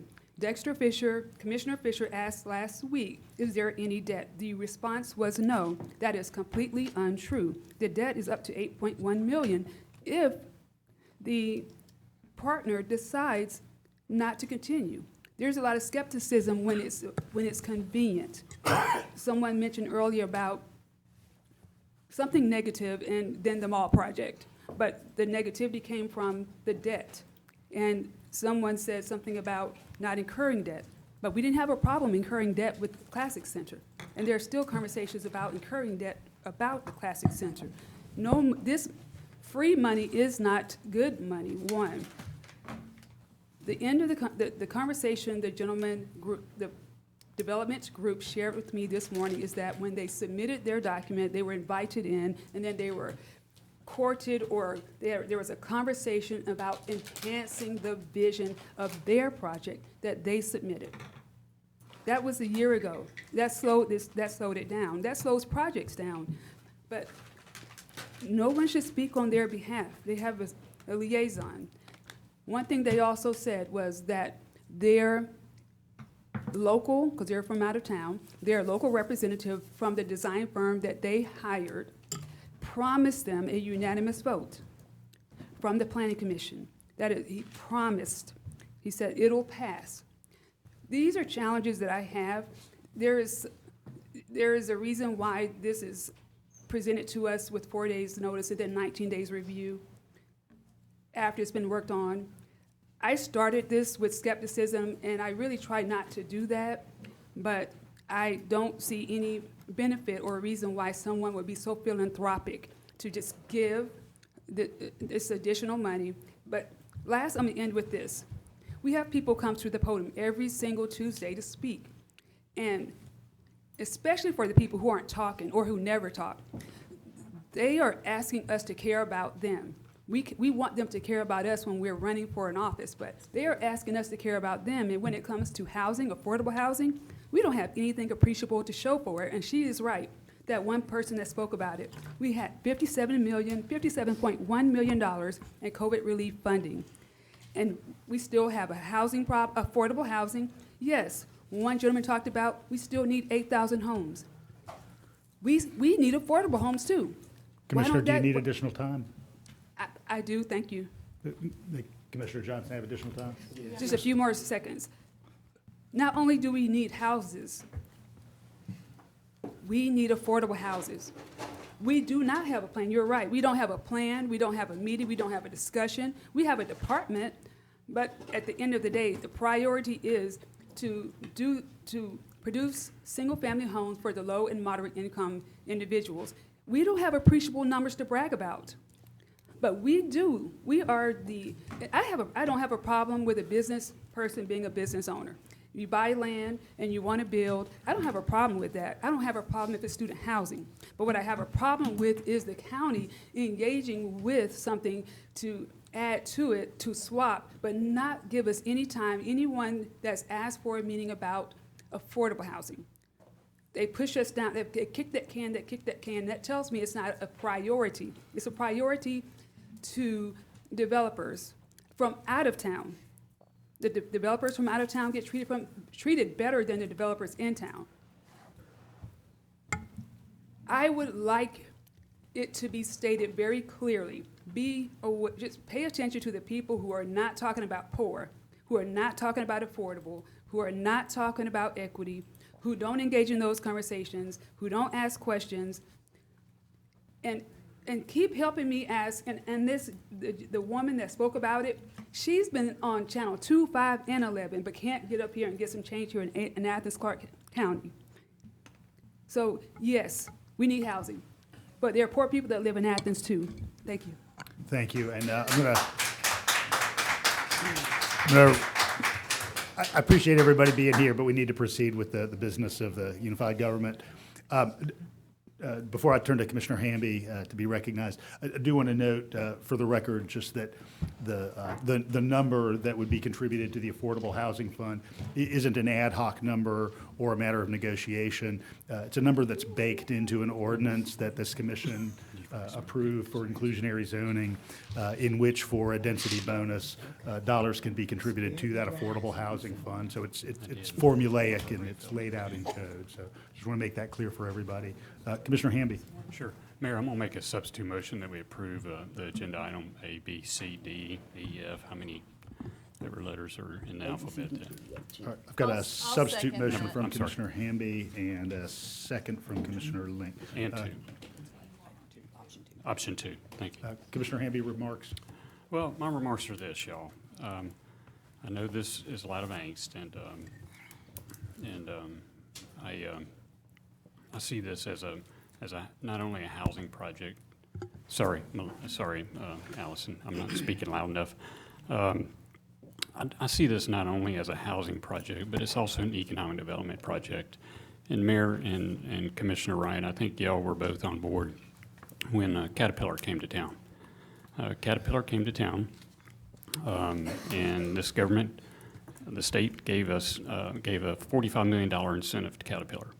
The local government gave, between us and Oconee County, $30 million We built a sidewalk for them. We built a road for them. We put sewer lines out there for them. We did all sorts of things. With this project, the exact opposite is happening. They're providing for our affordable housing fund. They're providing for the next 15 years to the TAD for Inner East Athens. It'll generate roughly $1 million each year, and it will grow over those 15 years because we know property taxes grow over year after year. So you know, I'm just trying to understand. There's been 13 meetings so far on this project. We don't have that many meetings when we talk about our budget. So there's been 13 meetings on this project. There's going to be 4 more opportunities to talk about 2 different zoning items as they come up. So, you know, the information's there. I see the benefits. I hope y'all do too. And I hope, you know, if the motion to hold it passes, I hope, you know, at the end of the day, you know, that, you know, you have an open mind about approving this, because I think at the end of the day, it is going to be good for the community. And so that's all I've got to say right now. Turn to Commissioner Link as seconder, and then Commissioners Taylor and Thornton. Yeah, I mean, I'm pretty appalled at the amount of misinformation and conspiracy theory and outright lies that are circulating out there about this project. I mean,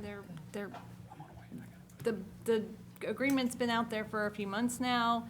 Anybody can read it. Anybody with a law degree can read it and come forward and tell us what in there is not legal or whatever. Lay Park is not going anywhere. This project brings $8 million towards our affordable housing fund, which is the #1 strategy of our affordable housing strategic plan, which we did have a work session update on in August. So, I mean, that wasn't all that long ago. We did get a rundown of all the affordable housing projects that have hit the ground recently that we've contributed to, that are in the works, and the strategy for implementing funds to invest in more. Take a drive down Dublin Street. We'll see where some of our ARPA money went towards single-family homes for families. I was walking down the Firefly Trail last week, and vast acres of woodlands have been scraped for a large single-family home development, Micah's Creek, through the Habitat for Humanity, and we've contributed quite a bit to that as well. And I'm hoping that these portions of these $8 million can contribute more. We have hundreds of bedrooms right around the corner at NODA that have been moved into just in the past few months, and there are hundreds of more that are waiting to break ground, and they can't break ground unless that sewer line is updated, and this project will get that sewer line updated so those homes can be built quicker. You know, I'm all about getting all this information out there in public in a work session. In fact, I had asked for one early on, months ago. But the sooner this project gets off the ground, the sooner those public benefits can be paid out and reach the people that desperately need them. Commissioner Taylor. Yes, I first want to apologize. I was stuck on 316, y'all. It's a lot of traffic. Yeah, so I'm breathing. Secondly, I support Fisher CDO because I was on the telephone on my way down here. I had to hang up before I got on county lines to obey the law. But a lot of things that have been said was that if we build this, students are going to leave Inner East Athens or other residential neighborhoods, and they're going to move and live in this. Well, that's a lie. That's a lie. Those children are not going to leave the privacy and the freedom of living in single-family neighborhoods to come and live on top of somebody.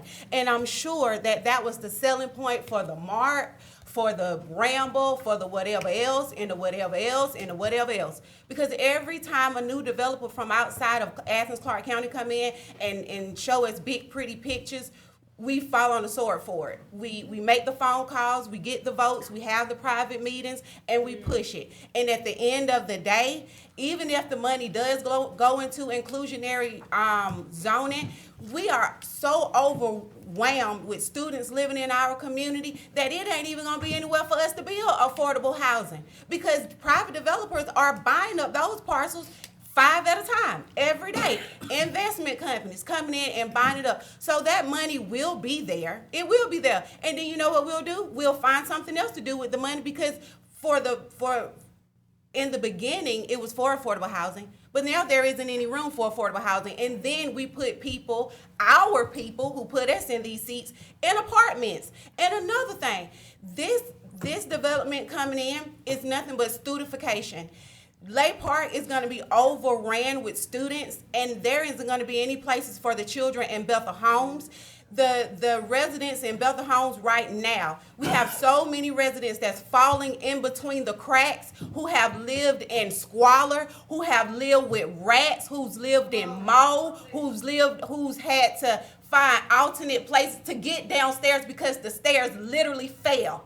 And people who lived upstairs had to get alternative, but we don't talk about it. We don't talk about people having to step over somebody else's sewer when they walk out their door in downtown. But we can pat ourselves on the back for a development that does not have a playground for the children, that don't have grass. And then to add insult to injury, the little place where people are supposed to congregate, it's locked.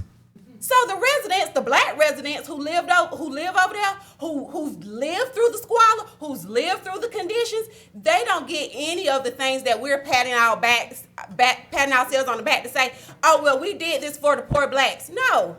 We ought to be ashamed of ourselves, honestly, because we let everybody else come in here and tell us what it's going to be, and then, can I have some more minutes? Because I ain't been here. Everybody okay with Commissioner Taylor, some additional time? So we let everybody come into Athens-Clarke County and tell us how to live, tell us what they're going to do for us. As a government, it is our responsibility with the money taxpayers pay with the SPLOST, the T-SPLOST, the E-SPLOST, the W-SPLOST, the whatever SPLOST, to upgrade the sewer and to finish NODA. Because that was a project between Athens-Clarke County and whoever else. Columbia Residential. I know what I'm talking about.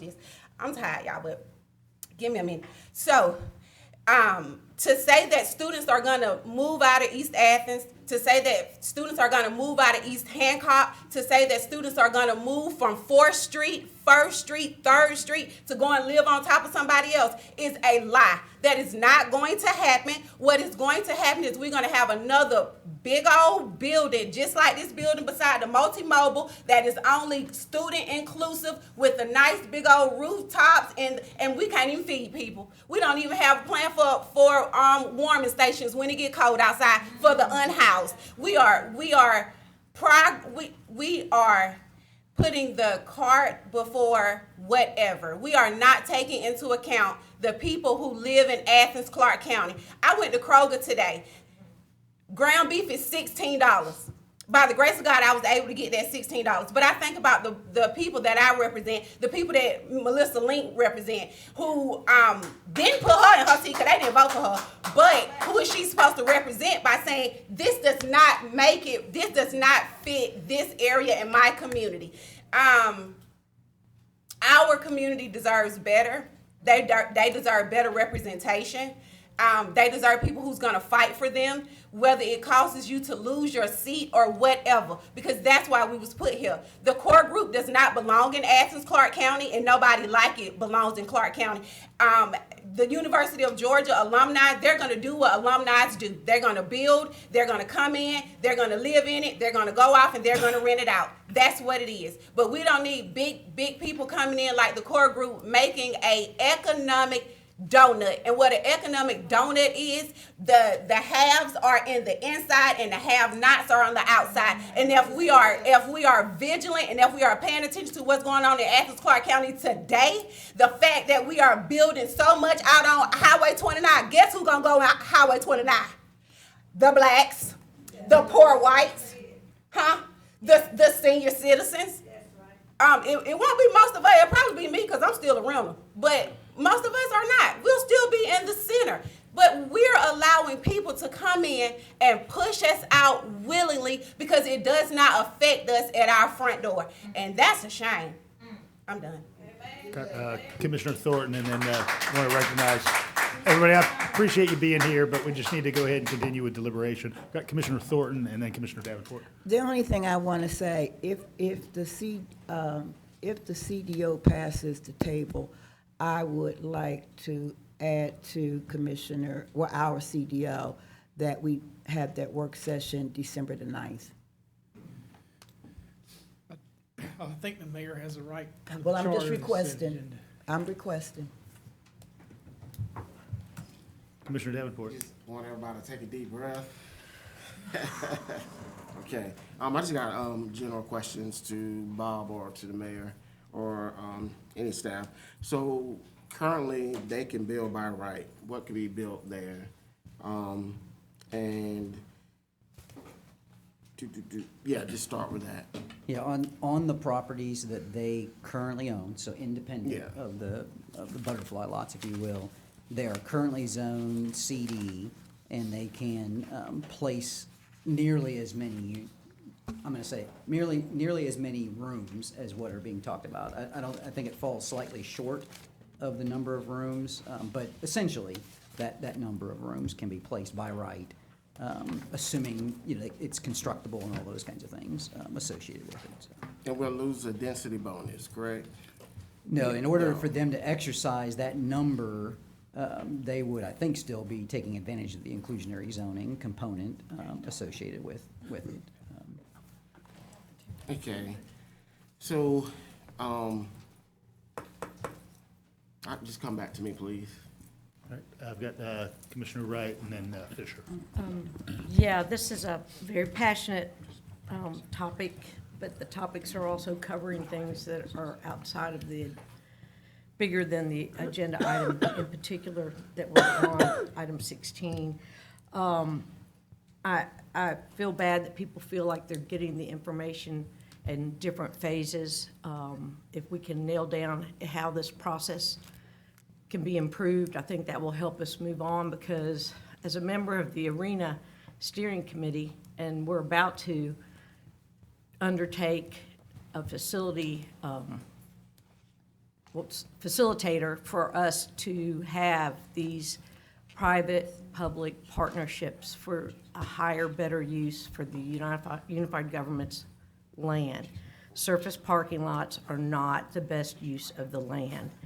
And this allows us to get parking, which is a challenge, and it's going to continue to be a challenge in the Arena District area. And those parcels are going to come before us in a very similar way for a public-private partnership, as well as with an authority. So this is one of many things that are going to be coming before us, and we need to work as a team, I think, to understand how the information and when the information comes forward, so that we're all absorbing it together, and as well as the accurate information. It's very clear that people are having different interpretations of the details.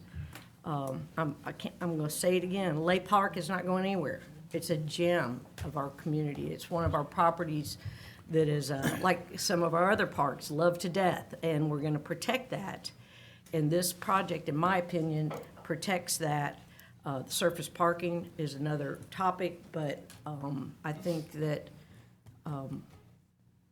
we need to learn, no matter which of these moves forward, the process that we need to do to be partners and embrace partnerships that we need in our community, authorities, private, public partnerships. We need to make sure that everybody understands how to move forward with those. And I'll be Mayor, if I may, I want to give some specificity to the question that Commissioner Davenport asked. So Andrew just kind of pulled those numbers. So by right, 760 rooms on the property they own. If they used the inclusionary zoning, that goes up to 950. So those would be the by right numbers under the property currently owned privately, zone CD, in comparison to what's proposed when you combine all the lots together. Commissioner Fisher. Thank you, Commissioner Wright, for that. And again, and that's my only point here, and I don't know why people get in a tizzy because you want to sit down and have a work session, put all our cards on the table, and I know I said this earlier, and just have a conversation.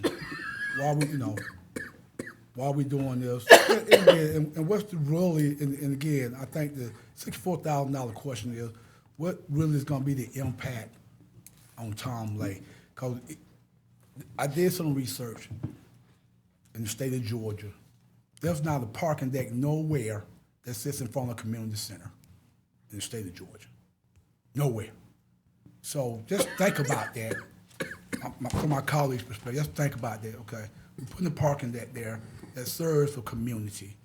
And again, to the developers, it's a good project. I appreciate y'all want to build student housing, and by right, you can do that. But for me, though, what really going to be the impact? And again, I said this in our agenda setting.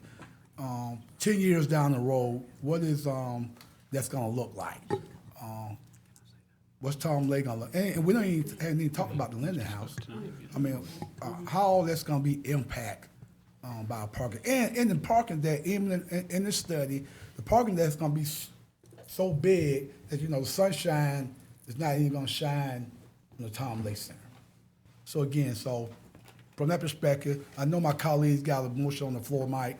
We want to go ahead and put that out there. That's fine. I just want to make one more point. To Commissioner Fisher, you finished? Yeah, I'm good. Okay, thank you, Commissioner Fisher. I just want to make one more point. I mean, it just seems to me, and if you got us that are supporting it and those that are opposing it, if we already know how we're going to vote, let's just go ahead and vote on it and move on. Yeah, I agree. Yep, I'm good. Yes or no, and don't waste our time, don't waste staff's time with a work session. Commissioner Myers. Well, I tend to agree with that as well. Although I would like some more, there are more things that have come up the more we've dealt with this. My concern with this development is not the student housing part, it's the use of public lands and the swap and the parking deck. Perhaps I'm ignorant about how parking decks are used downtown, but I assume if I'm ignorant on how they're used downtown for student parking, then I assume much of our county is ignorant on that in terms of us financing this parking deck for that.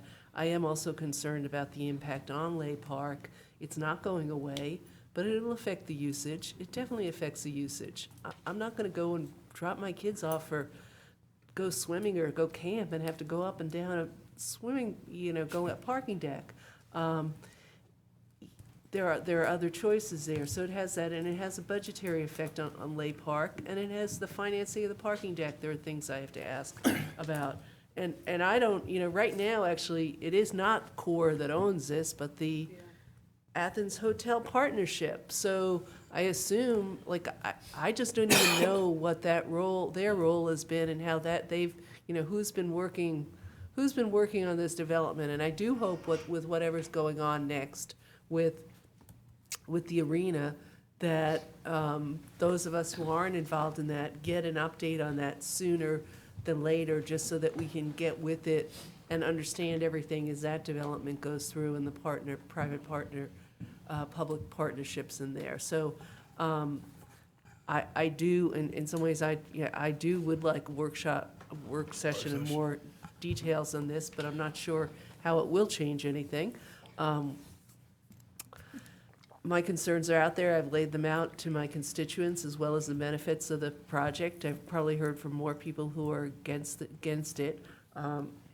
But it's not, I'm not being overwhelmed with emails on it, to be honest. Anyway, those are my points. Let's go ahead and vote, Mayor. I'll get Commissioner Taylor as she's got a second opportunity. Sorry. Commissioner Johnson and Davenport. I'm sorry. And again, I'm not against the student housing either. As long as it ain't in my district, I'm fine. The students can come up here and be mayor and live. My concern is about Lay Park as well, because having this parking deck in front of Lay Park and children, our children, are at Lake Park,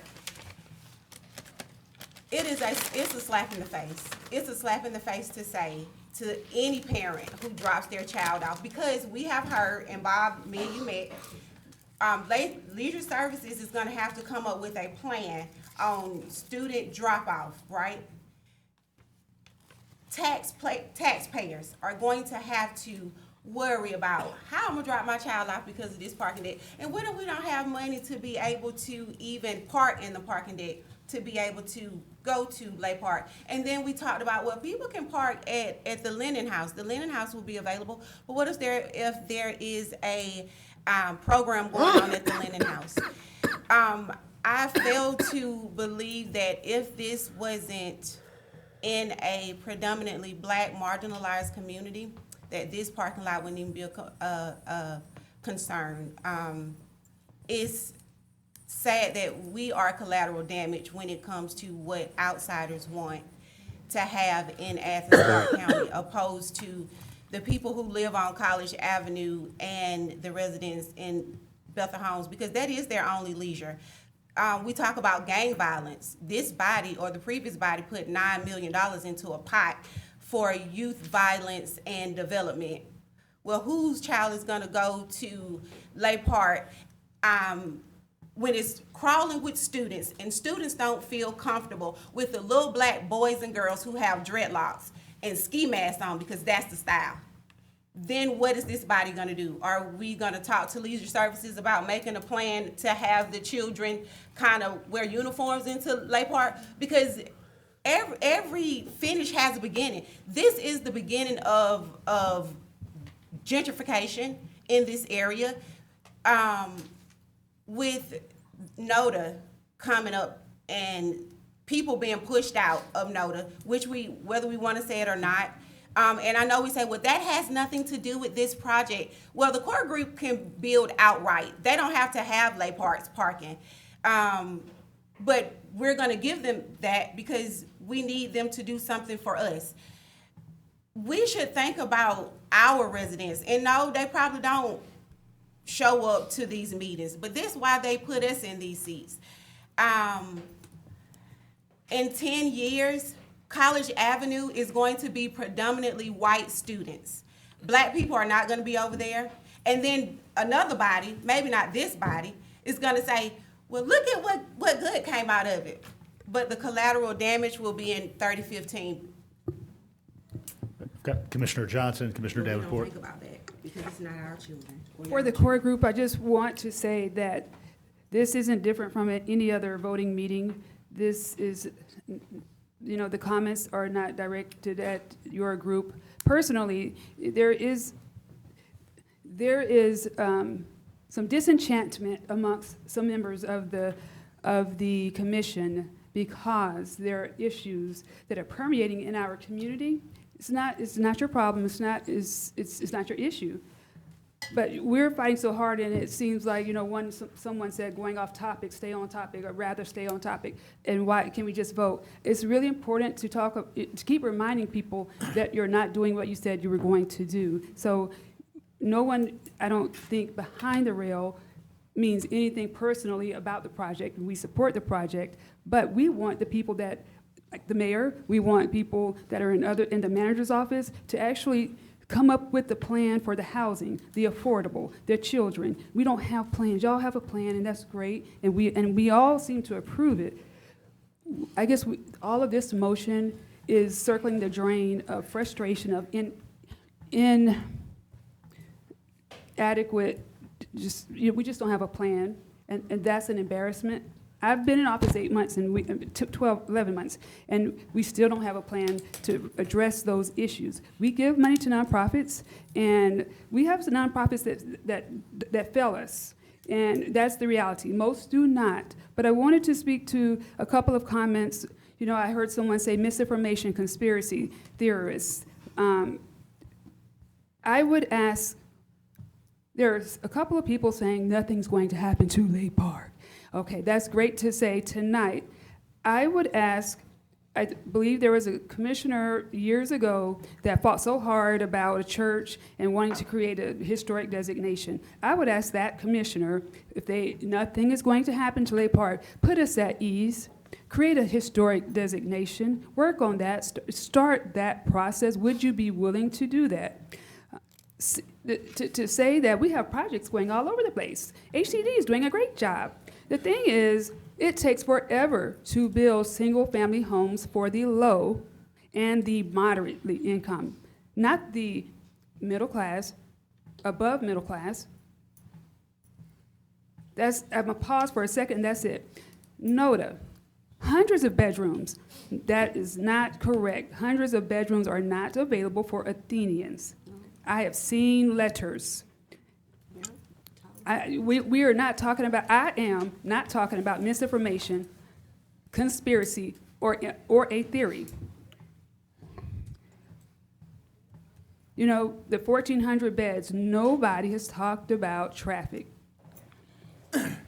The Arena Steering Committee right now is talking about, I got 20 seconds. The Arena Steering, and I promise I'll hurry up. The Arena Steering Committee right now is talking about possibly another bond. It's just discussion. But I just want you to hear that out loud and why we're talking about this. And why we can't just go ahead and vote, why not, you know you want to vote. The thing is, some of us have experienced being thrown away by our government, and we hope that you hear it and you understand the emotion that is real. It's not emotion anymore. We've lived that life. We hope that you hear it, and we hope that you have compassion to just make a decision, to just hold for a second. Thank you. Commissioner Davenport and then Thornton, and then I'll say a few words and we'll vote. Okay, so my concern, well, just want to let everybody know, just buy right build. So I just want to make sure, Bob, can you repeat those numbers on those two lots that in the CD? It's 750 and 950? 760 and 950. 950, so they can, I would just hope that we will just tone it down just a little bit. So, because like these developers can pull out now, and we're gonna lose the Hoyt House, we're gonna lose the hotel, and that's, you know, that could be perfectly fine. We're gonna lose a parking deck, we're gonna lose the foundry, we're gonna lose the sewer, and I get that we do, that people in the public want to, you know, to have some time to absorb it, but just some of the comments that have been made, you know, I just want to make sure that, you know, we just stay professional, stay on topic.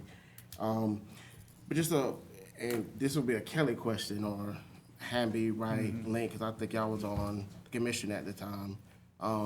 Years ago downtown, there was going to be a Walmart, and Walmart with retail. A lot of people pushed back on that, and that was they pulled out, and what we got was what we are arguing with about now. We also had we got this big blocky thing that's there, but we also had an agreement, or thought we had maybe had agreement, this is what I need correction on, with the Classic Center with a corporate office and a swap of land, and that was denied, and now we have a parking deck that's not there, and we have this $50 million, $70 million, well, $100 million boondoggle that doesn't have appropriate funding because we denied that. My fear is that they're gonna build by right, these student housing. And I would just like for us as a community to come together and say, how can we work together? And instead of denying these public-private partnerships that literally get benefits, and that hopefully the future bodies will be able to follow through with some of the concerns that people have in our community about Lake Park and about gentrification and stuff like that. Because I'm not gonna be here for 10 years. God bless it, I'm not. But just want to just put that out there about buy right and what we have done in the past and deny some of these projects and what went into those places when we deny them. Got Commissioner Thornton, and then we'll wrap. The only thing I was going to say, yeah, if I voted tonight, it would definitely be a no, no doubt. because I got too many questions, and if they can't get answered tonight, it would be a no. I do think that a work session would be in order. Next week is too soon. I just think it should be December the 6th, just because one of the things that I would, we do all of these studies, but we don't implement them. I would have liked to see how the recommendations of the disparity study could have fit into this. We're talking about economic development, but why, we do a study and we don't even connect it to opportunities. So that would be one of my things I would like to talk about at a work session. And guess what? People haven't even thought about the disparity study. No. But it's there, and we did it, and we paid for it. My next thing, Commissioner Johnson kind of alluded to, and I was going to wait to the end of our meeting to ask the mayor if he would put on the agenda to looking into plans to make Thomas Lay a historic site. I've already talked to Tommy Valentine.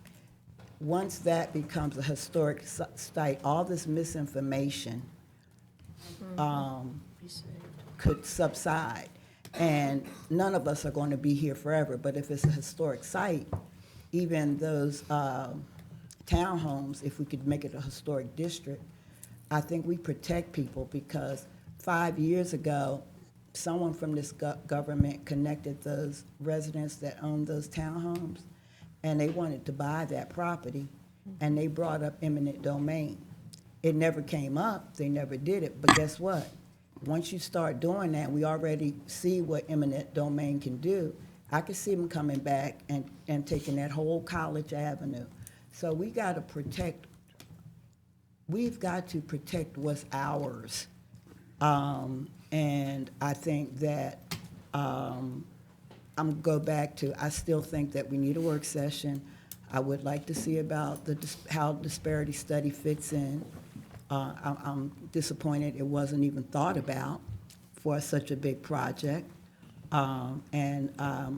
If the mayor will consider that for next month's agenda, or even January, about considering Thomas Lay becoming a historic site, that would be my thought. Commissioner Link, this is your third Yeah, time. just quickly, I just want to urge everyone to go back and revisit our affordable housing investment strategy and look at it in the context of this project. You can just flash quickly to pages 17 and 14, which identifies local funding sources and asks us to invest $5 million a year towards our local housing fund. That money's got to come from somewhere. It's not going to be coming from the federal government anymore. And it specifically calls out inclusionary zoning. We've passed an inclusionary zoning ordinance. We have folks who are willing to take advantage of it to pad that local housing fund. Those monies can go towards down payment assistance for people to own their own homes. They can go towards owner-occupied repair for people to stay in their homes. They can go towards building more single-family infill like we've seen on Dublin Street, and they can go towards building LIHTC projects. We've got to get that money from somewhere. We have an ordinance on the books that bakes a funding source in. We haven't had that in the past, and we have a lot of leverage in this project in that there is a land swap deal that can be leveraged to get more public benefits. So Thanks. That's where I'm going with Thanks, this. everybody, for your input and fervor. Appreciate that a lot. I understand that sometimes when you've got a project that seemingly has a sort of simple path, it raises lots of questions about adjacent issues, kind of whether directly pertinent or not. As has been stated, Lay Park is a gem. I can't count the hundreds of times I've visited Lay Park over the last 15 years as a trash picker and reader to elementary students, and most of all as a parent, where I drop my son off on almost a weekly basis for free basketball play I'll note that just from a social perspective, kind of one of the most beautiful scenes that I get to see on the outdoor courts is when you really have a multi-generational, multiracial pickup basketball game that includes black and white and brown young people and some college kids who show up and hang out. And so I love that experience, and I'm intent on continuing to have that experience. If that means that Lay Park becomes designated an historic monument, ever the better. We've, of course, through this body, contributed many hundreds of thousands of dollars to Lay Park over the last few years in Wi-Fi upgrades in the context of COVID, a new computer lab for teens, and a new floor for the gymnasium, and as well as a new exterior shell. And so we want to make sure that those investments are protected. Absolutely. Do want to thank the core group. In almost 20 years of working as a policymaker in this room, I can't tell you the many investment interests that I've engaged with. Some come in good faith and gracefully, some a little bit less so, but they've been easy to engage with and have recognized that they can bring some benefits to the community that also benefits their mission space of producing student housing, which we know is going to be a continued need given the material that everybody's had access to. Thank you to the clerk for passing along UGA's enrollment plan to everybody, just so that they've got that in front of them at their fingertips. And I'll say, should the substitute motion fail and we move to a work session, glad to engage in a work session. I think Commissioner Wright often makes the point that people have different learning styles, and while we've had a written document in front of you, an oral description from the manager, a pictorial set of displays last week. If we want to do a stage play, Hoyt Street Parking Deck, the musical, I'm happy to do that as well. Looking forward to our continued conversation and ultimately the success of this project. So I'm going to move to roundtable. Mayor, quickly, they said that the live feed had, I'm getting a text message that the feed has gone, that they can't, the public can't see our. So I'll just ask the technology crew in the shop to make sure they check on that. Thank you. Okay. So we'll move to substitute motion, roundtable, round robin vote, beginning with Commissioner Hamby. Hamby? Yes, to approve. Davenport? No. Link? Yes. Taylor? No. Wright? Yes. Fisher? No. Johnson? No. Culpepper? Yes. Myers? No. Thornton? No.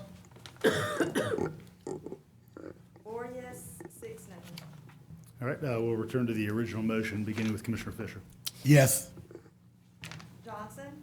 Yes. Culpepper? Yes. Myers? Yes. Thornton? Yes. Hamby? No. Davenport? Yes. Link? Yes. Taylor? Yes. Wright? No.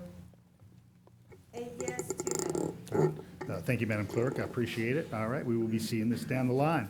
All right, we're going to move to item 17, which is the TSPLOST 2023, Project 26, the West Broad and Hancock neighborhood pedestrian improvements. I know Commissioner Link, you'd worked on that, so I'd ask you to place a motion on the floor. Yeah, I'd like to move to approve. Second. All right, any further remarks, Commissioner? Yeah, I want to thank staff and thank all the folks in the neighborhood who came out to our meeting, and I want to thank the TSPLOST project user group who identified projects, and then we were able to kind of hone in on them and prioritize them and come up with a couple more areas that need some attention. And I look forward to this stuff getting on the ground ASAP. Anything further, Commissioner Wright? No, ready to vote. Any further input? All in favor, please say aye. Aye. Are there any opposed? Hearing none, motion carries. All right, item 18 is the Hawthorne Avenue and Oglethorpe Avenue intersection improvement right-of-way acquisition. Is there a motion anyone could place on the floor? So, motion to approve. Motion to approve from Commissioner Fisher. Is there a I'll second? second. All right, I've got a second from Commissioner Link. Commissioner Fisher, anything else on this? Yeah, as you all know, I was somewhat reluctant, but I know hadn't got a chance to get in touch with the owner based on everything. So, but I think we need to go ahead and, that's from a safety perspective, that highway, I mean, that particular section needs to really be improved from a safety standpoint. So, approved. Commissioner Link? Yeah, I mean, this intersection is long overdue for improvements. It's really, really scary, and I cross it on foot from time to time, and it's pretty terrifying. So I hope we can really improve it and make it safer, considering how many pedestrians we are losing in our crosswalks these days. Anything else from the body? All in favor, please say aye. Aye. Any opposed? Hearing none, motion carries. All right, item 19 is the GOC report regarding our boards, authorities, and commissions. I know there's a request to hold to December 2nd. Commissioner Davenport, would you like to place that motion on the floor? Motion to hold till December 2nd meeting. Second. All right, got a motion from Commissioner Davenport to hold, second from Commissioner Taylor. All right, any remarks from anybody? Just real quick, got a new clerk of commission starting Thursday, and she would like to review it, and we have a meeting in 2 weeks for GOC. If she has any, the new clerk of commission has any suggestions, we will address it then, and then bring it up for a final vote in December. Also, at the bottom of the agenda packet, you have two options. One option is to fund, all BACs, BAC participants will get paid. One of the options unfolds, combines all tabs for $46,000, and the other option is option 2, which keeps the tabs individual for $66,000. Well, $25 per person per meeting, so just keep that in mind. All right, some more food for thought for next month. All right, anything further? All right, motion is to hold. All in favor, please say aye. Aye. Any opposed? All right, hearing none, motion carries.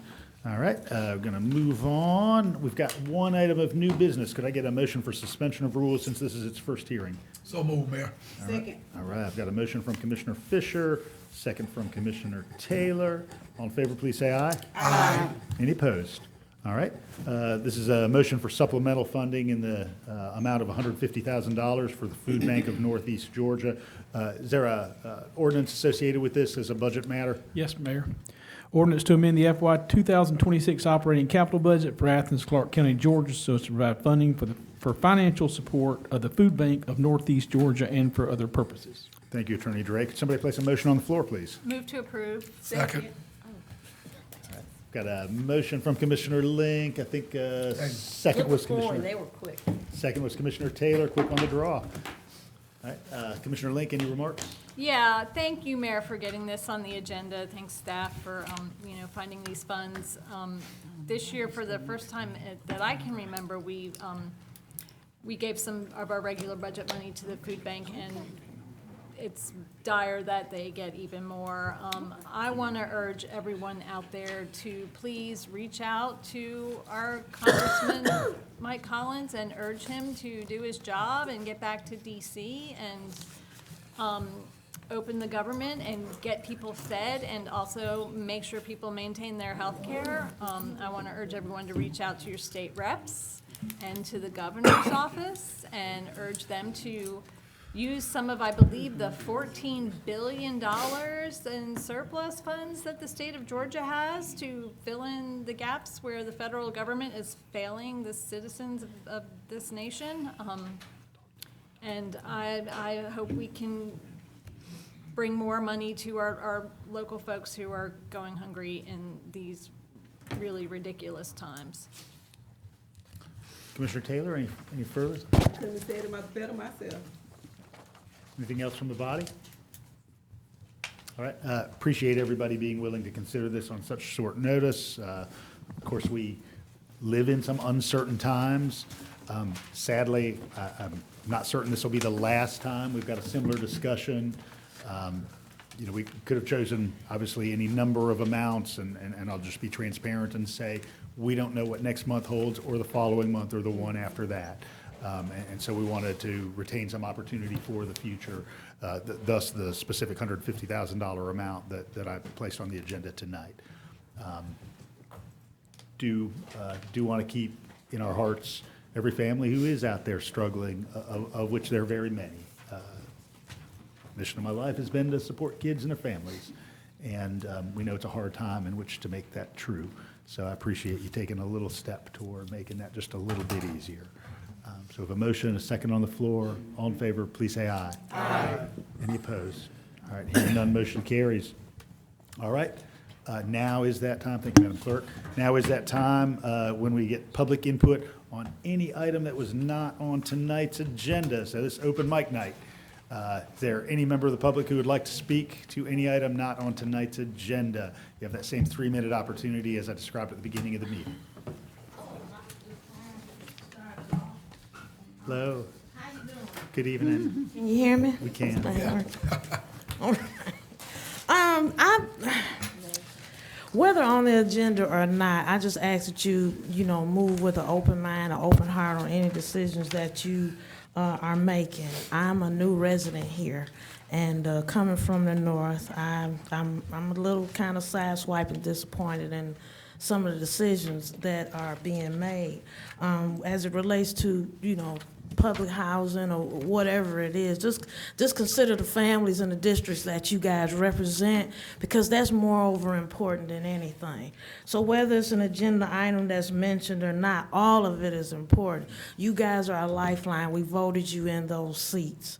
So with that being said, I look forward to speaking with you on the sidelines and get every family fed and get everybody housed, because it's getting ready to get cold.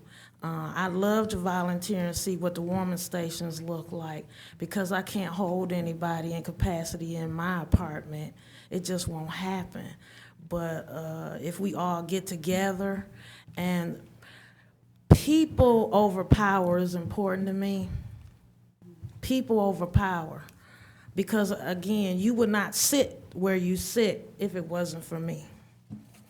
Ma'am, can I just get your name for the record? Oh, I'm so sorry. My name is Jacqueline Austin. I'm with Athens Anti-Discrimination Movement. And I just like to say I'd like to see us move forward in some things you guys are working on. Thank you, Ms. Austin. If it affects you, it affects me as well. Thank you. Is there anyone else who'd like to speak to any item that was not on the agenda tonight?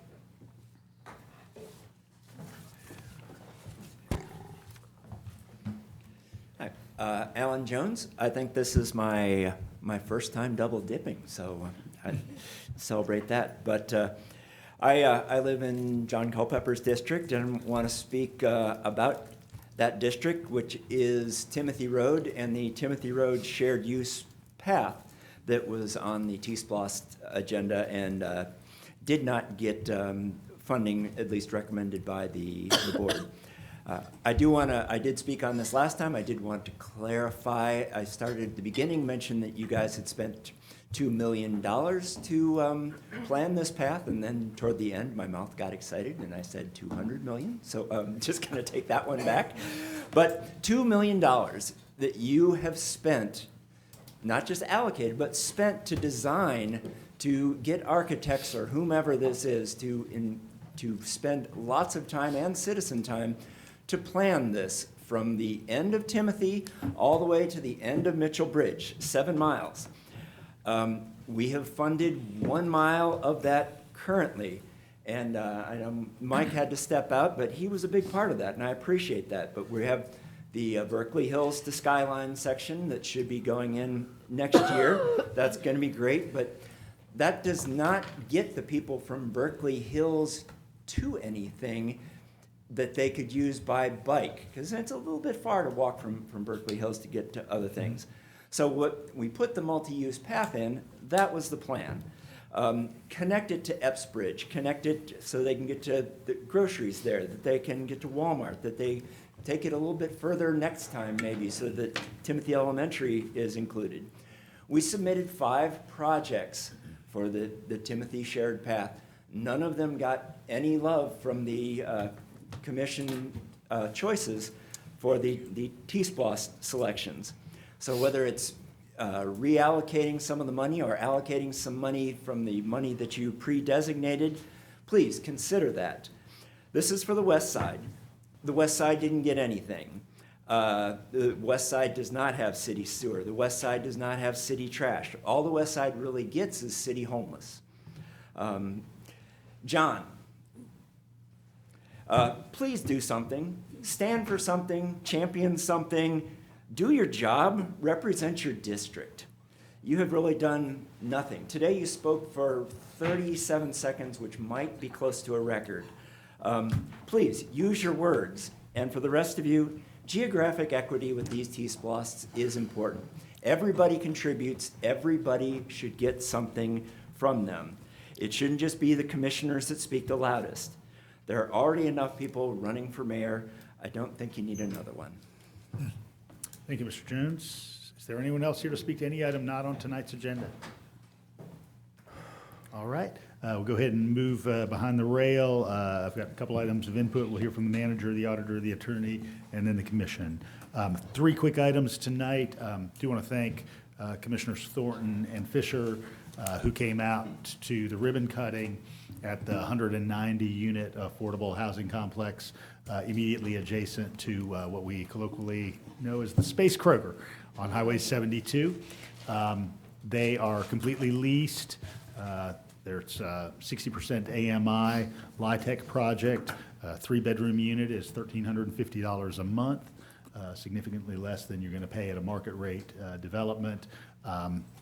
Very attractive units. I wish I had that swimming pool myself. And it's to the credit of the private development partner, certainly this body, who's approved the payment in lieu of tax structure, as well as the affordable water and sewer connections, and our partners at the Athens Housing Authority. We have 2 more of those comparable projects in the pipeline, and I'm looking forward to actually getting some more kind of on deck in the months ahead. I believe we can do that, given the resources that we have. Secondly, I'm going to be naming a very short-term ad hoc committee tonight that I will chair and that I'll serve on with Commissioners Meyer, Thornton, and former Commissioner Edwards, all of whom served as mayors pro tem prior to kind of the current year. And what I'm going to ask them to do is examine and make a recommendation to the full body for the compensation and time expectations embedded in the charter for both the mayor and the mayor pro tem, examining both the unified governments in the state and those counties who have a chair who are of over 100,000 in population. It has long been the case that I believe that we've not sort of evolved those definitions sufficient to both the scale and complexity of this government.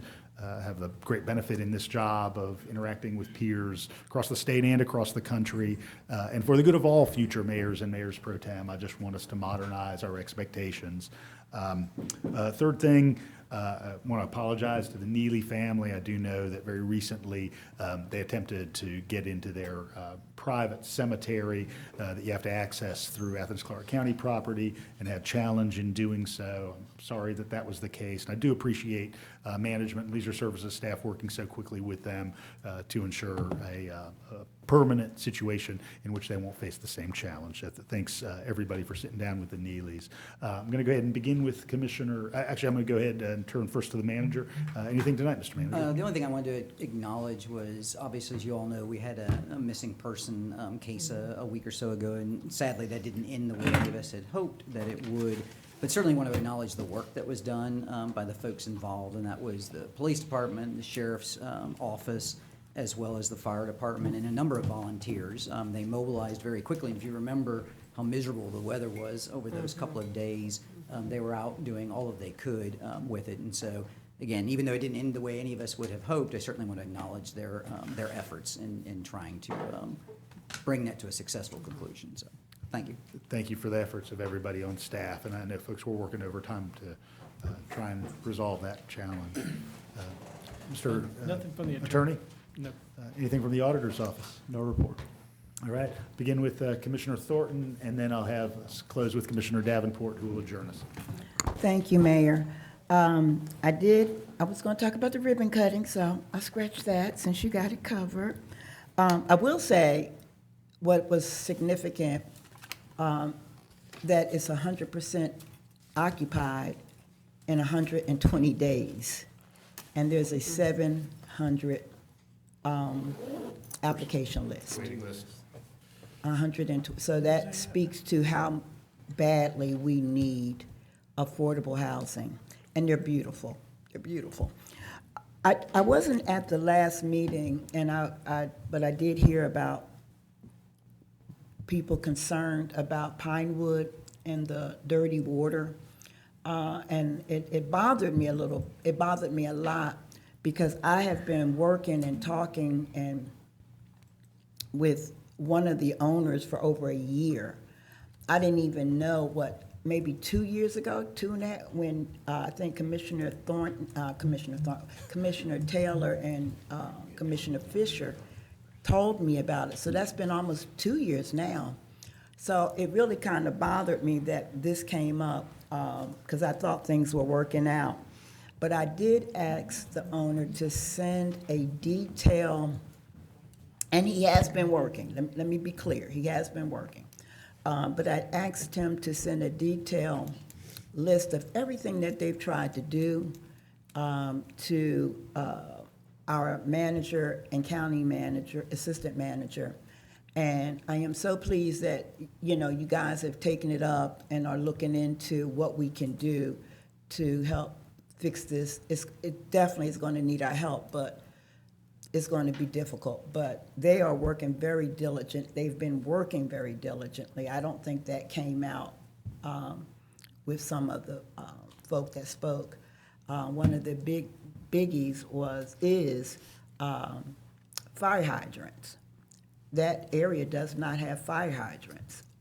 So they've been working through that. Now, I don't know, but I just want people to know we're on it. Everybody that spoke, I appreciate it. Bring it back, to the community.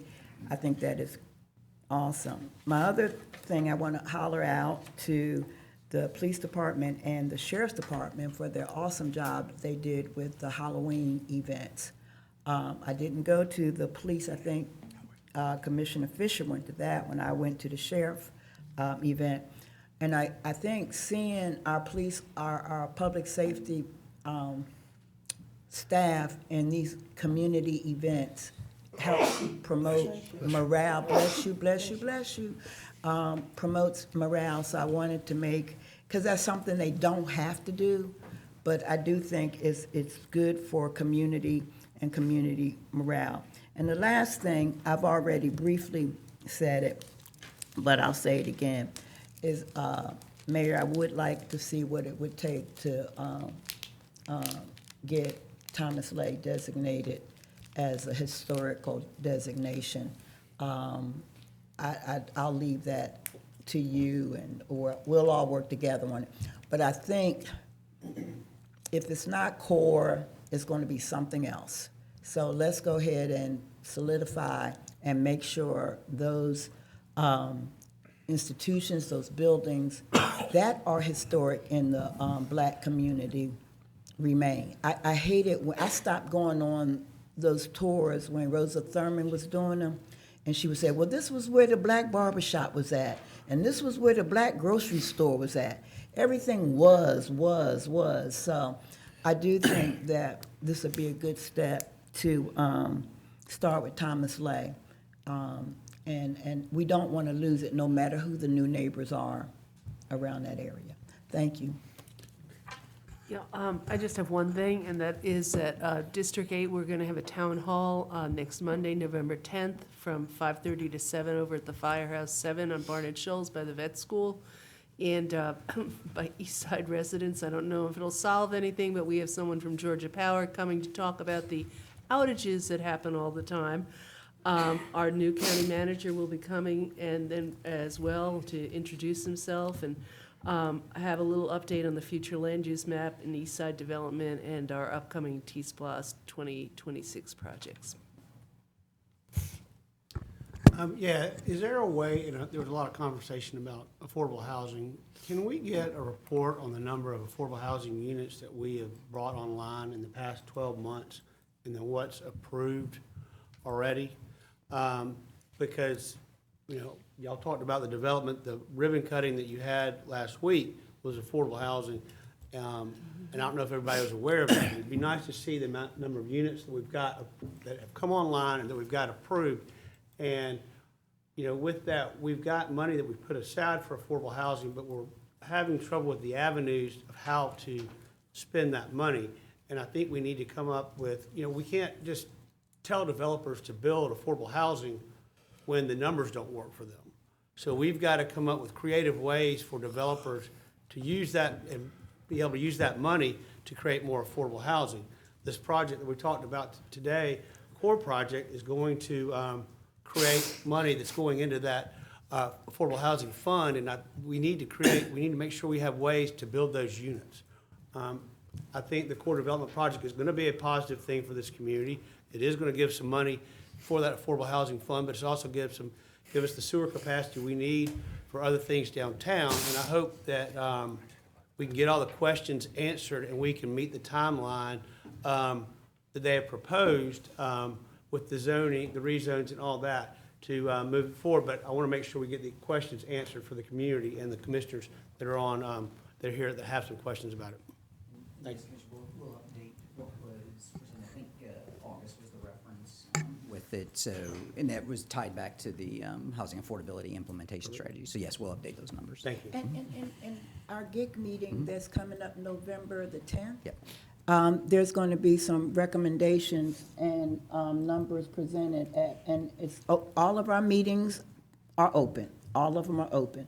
So it's going to be November the 10th at 10 o'clock at the Athens Housing Authority. But they're going to come up with numbers and some recommendations to come back to this body. On how to spend that money? Yeah. Besides And that's giving the it to me. 10th. Yes, sir, the 10th. Monday. Athens Housing Authority, 10 o'clock. Commissioner Johnson? Thank you. I want to apologize to those watching and those that attended tonight and the people behind the rail about my professional talking in voice character, talking in character voice. I'm not proud of that, and I'm surprised I did that. That's totally atypical to my behavior, but it did happen, and I want to, for the record, apologize to everyone. It was not professional. I want to share with you what I'm dealing with. I'm frustrated. I am very frustrated. I know that I can only control my own district and my own actions. You know, there are things that happen. Someone alluded to things happening behind the scenes. This is not, a conspiracy, a theory, or a lie, but some of my colleagues get phone calls from the mayor about certain items. I've not ever yet received a phone call from the mayor to make a decision about an agenda item. So when I know that, and some of you have admitted it to me, it is hard to come into a meeting and fight for something that we want, that we see as equitable, after you've already made your mind up because you've agreed to the ask. That is frustrating because I try to read, I try to engage, I try to talk, I try to answer the phone, I try to take down notes and bring questions with me. And when the opposite happens because you've already agreed to the ask, that is frustrating, and that's what I experienced tonight. This is not the first time, but I want to apologize. I also want to state that I'm going to host a town hall on November 20th and December 8th. It's a proposed development located at the corner of Whitehead and Jefferson Road. It's going to be located at Fire Station number 8 on Jefferson Road, and the time is 5:30 to 7:30.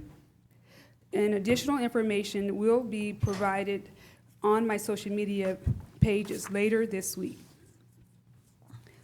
Really quickly, someone made a comment, didn't think it was a joke, about why I'm late to meetings. I just wanted to just share, because it is obvious. I come in about 2 or 3 minutes after. I am actually coming from class, and most of the time I'm changing in the truck. So forgive me. I try my best to get here as quickly as I can. So for those that are affected by the government closing and the reduction of benefits, I want you to know that I'm empathetic. I hear you. I see you. I've reached out to people who've made comments that are not in my district, but just made heartfelt comments on Facebook to coordinate or match them with some of the services that they may not know about. And I will continue to do that if I receive a message. I just don't want you to think that those out there, that they don't have any options. If your needs are beyond food, I also want to brag about how well our Athens-Clarke County departments, in partnership with the mall, hosted a tremendous trunk or treat. I think I counted 400 or 500 people on Thursday night, and it was a very cold night, but it was well attended. All of the ACC departments should be proud. They hosted a great event. The next one is the cooperative extension. I sent an email today, but I wanted to, separate from the email, but tangentially related, I was watching the DeKalb County and South Fulton Council meetings over the weekend, and I heard a request from a commissioner in both meetings about a landscaping schedule, so I wanted to inquire to see if it's possible to get a landscaping schedule for a couple of reasons. One, for predictability, but the second one is because I had a conversation with someone that thought a certain area was Athens-Clarke County's responsibility. And I wasn't sure, and so I couldn't have an intelligent conversation, but just to know what the standards are, if it's 3 feet or 2.5 feet away from the road, whatever that criteria is, if that could be provided to me, I would certainly appreciate it. And that's all I have. Thank you. Thank you, Mayor. And, I do want to thank, first of all, thank our staff, Bob, Andrew, Judd, for putting the CDO together. And again, just want to bring the community together, want to bring us together, get whatever questions we need to get answered. And Mayor, again, because I did ask about the schedule too, and I respectfully ask if you consider the December work session, but again, I respectfully ask you that. Veterans Day is next Tuesday. I want to thank the men and women who have served this country and really give us the freedoms that we have, and for us to get up here and say what we want to say and debate among each other and stuff. And I don't ever take that for granted. I haven't had a brother who served and uncles and that served in the military. It makes me proud that those men and women who help protect this country. And so I just want to know, Veterans Day is next Tuesday, so I want to give a shout out to all the veterans in Athens-Clarke County, both men and women that have served. With the food bank, my wife and I have always been a supporter of the food bank, and I appreciate CEO Aaron Barger. There was a list of mobile pantries, and I won't name them, Mayor, but there's a list of mobile pantries for the month of November that's going to be going on around, pretty much all around Athens and stuff. So hopefully people will take advantage. And this is when, this is when a community comes together to take care of the ones that are less fortunate than we are, and for people to chip in. And that's what partnership looks like. That's what we should be doing as a community, and I get it with the federal government and on the state level, but we should take it upon ourselves, though, to take care of people in our community. So whatever anybody can give, especially the food bank, all their dollars, I can say that, all these dollars go towards providing food in a 19-county area. Not only Clarke County, but 19 county areas. So anybody that's listening, want to donate or even take food. I know many churches got food pantries and things. So I'm just proud that I live in this community, and then people in this community always kick in when things are going bad and help our fellow men and women. So just want to say that, Mayor. And again, thanks staff so much for what you all do. And I know at times we put a lot of pressure on you guys, but thank you for coming through and answering the call whenever we ask you all to give us some information. But thank you all again. I appreciate it. All right. I missed your committee, Kelly. Did you say it was you, Myers, and Edwards? And Thornton. Thornton, thank you. Yeah, the three mayors pro tem prior to the. Yeah, no, I get it. I'm glad Avita didn't notice it. I missed her. No, I noticed it. I was just paying attention to my name. There you go. Thank you. Well, thanks for not throwing something at me for forgetting your name on there. Anyway, I'm glad that you're having that looked into with such a committee. And then if there's any updates on your other ad hoc committee and the November, there was a November potential that we might see something? Is that gonna be agenda in November? It certainly won't be, obviously, we're in the November voting meeting, but I think the anticipation was that they'd finish at least a first recommendation in November. Is that what you anticipate? And so it might be on the Could agenda be setting. December or January, yes. Yeah, no, well, that's first sight for those of us who are gonna make sure it gets in the public realm so that we can all study it and understand what's underway, and also to anticipate making sure those that have been emailing us and contacting us about those issues will know its estimated time coming forward. All right, that's all I have, thanks. First off, I'd like to thank staff for all of the hard work that you guys do. Also, I would like to also shout out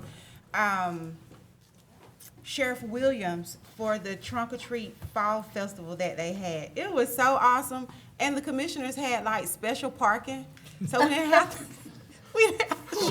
I didn't get special parking. I saw you walking.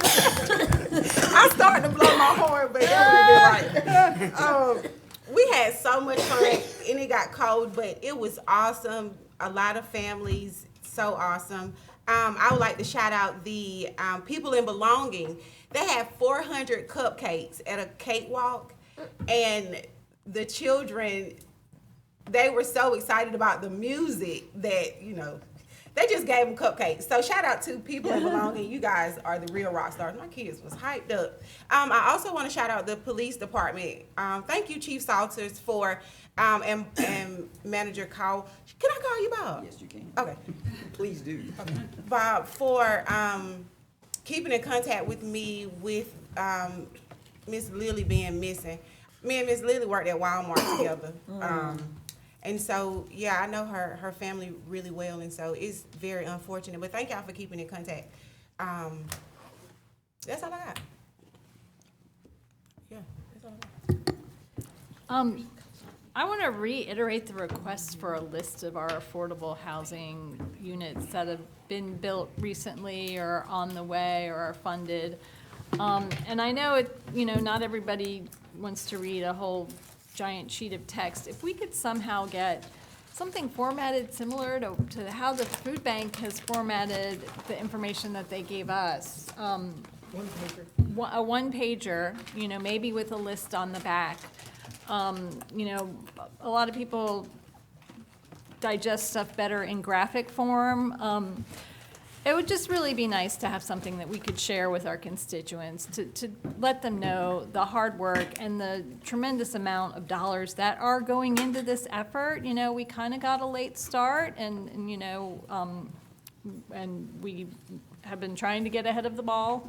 This affordable housing crisis was kind of a long time coming, and it's only been in recent years that we've started to really tackle it. But we are making progress, and you can't just wave a magic wand and affordable housing sprouts out. You can't just throw money at it and it sprouts. It takes a long time of gathering the different sources of funding and finding the property and finding the partners and, the infrastructure and the building. And, when it's a public project, there are often folks who don't want it anywhere near them. So, it goes through the process.